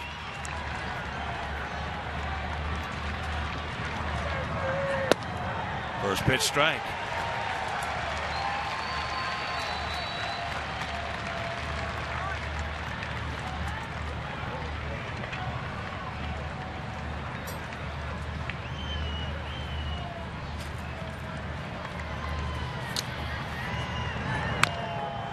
And the count 0-2.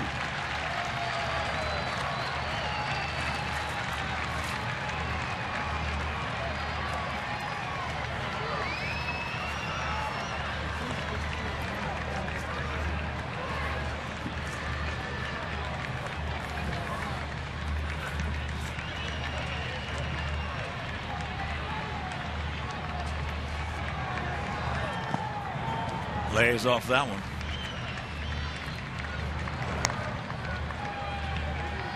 Ball and 2 strikes to the powerful J.D. Martinez.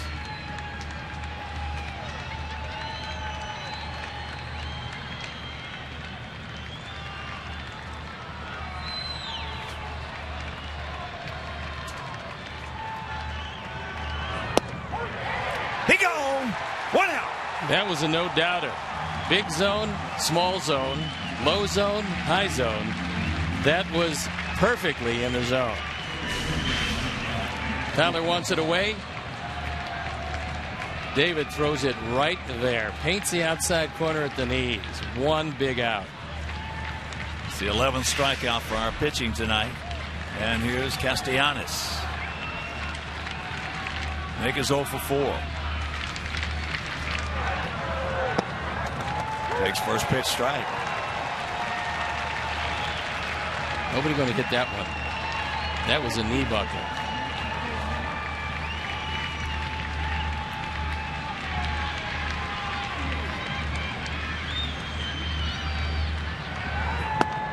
And the count 0-2.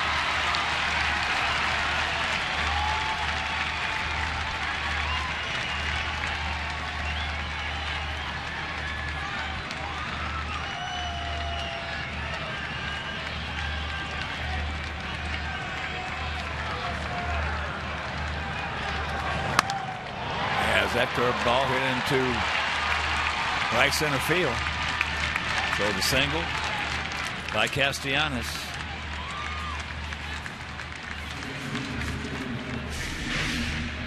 He tried to get this one low and away, and that ball was low, but it was out over the plate. Castellanos just goes right with it. And he's aboard.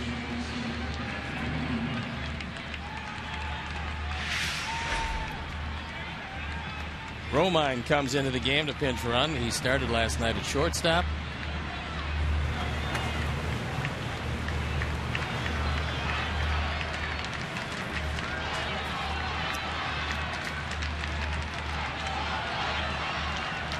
So here is McCann. Has 2 hits.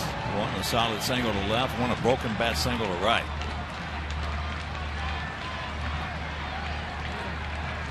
You bring up a good point about Anthony Gose. Apparently he's thinking about maybe pinch hitting for him. But he's 5 of 6 in stolen bases.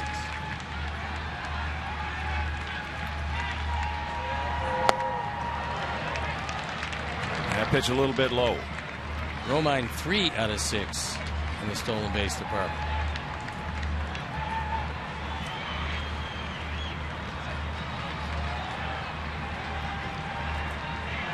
Outfielder deep, no double set.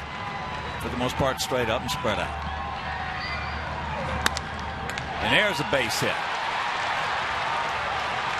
So Romine's going to make the turn. And they get him at first. What a relay play from Avi to Alexei to Abreu.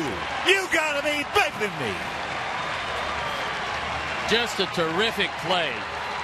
Garcia did what he should do. He hits the cutoff man, and there's no chance at all to get Romine at third base. So Alexei, realizing that he does have a chance, he looks to first base, and he watches McCann round first, fires it to Abreu, and they cut him down at first base. What a play. That ball almost left the glove of Abreu. He hung on, and they got the second out of the inning. So here is Iglesias.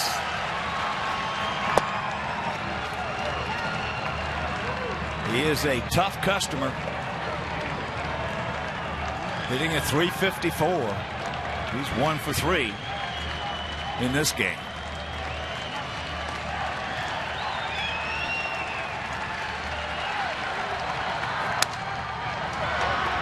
Micah, and this ball game is over.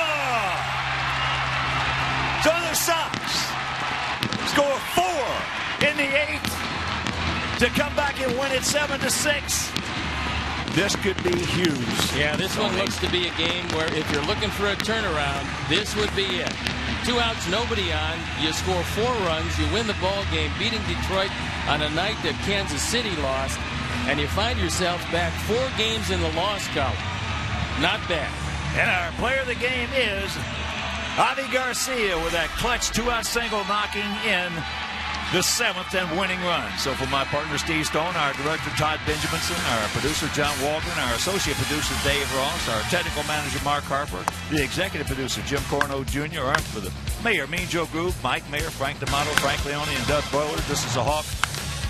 So long, everybody. Coming up next, Subaru Postgame Live with Kip and Bill. You've been watching White Sox baseball right here on Comcast Sportsnet.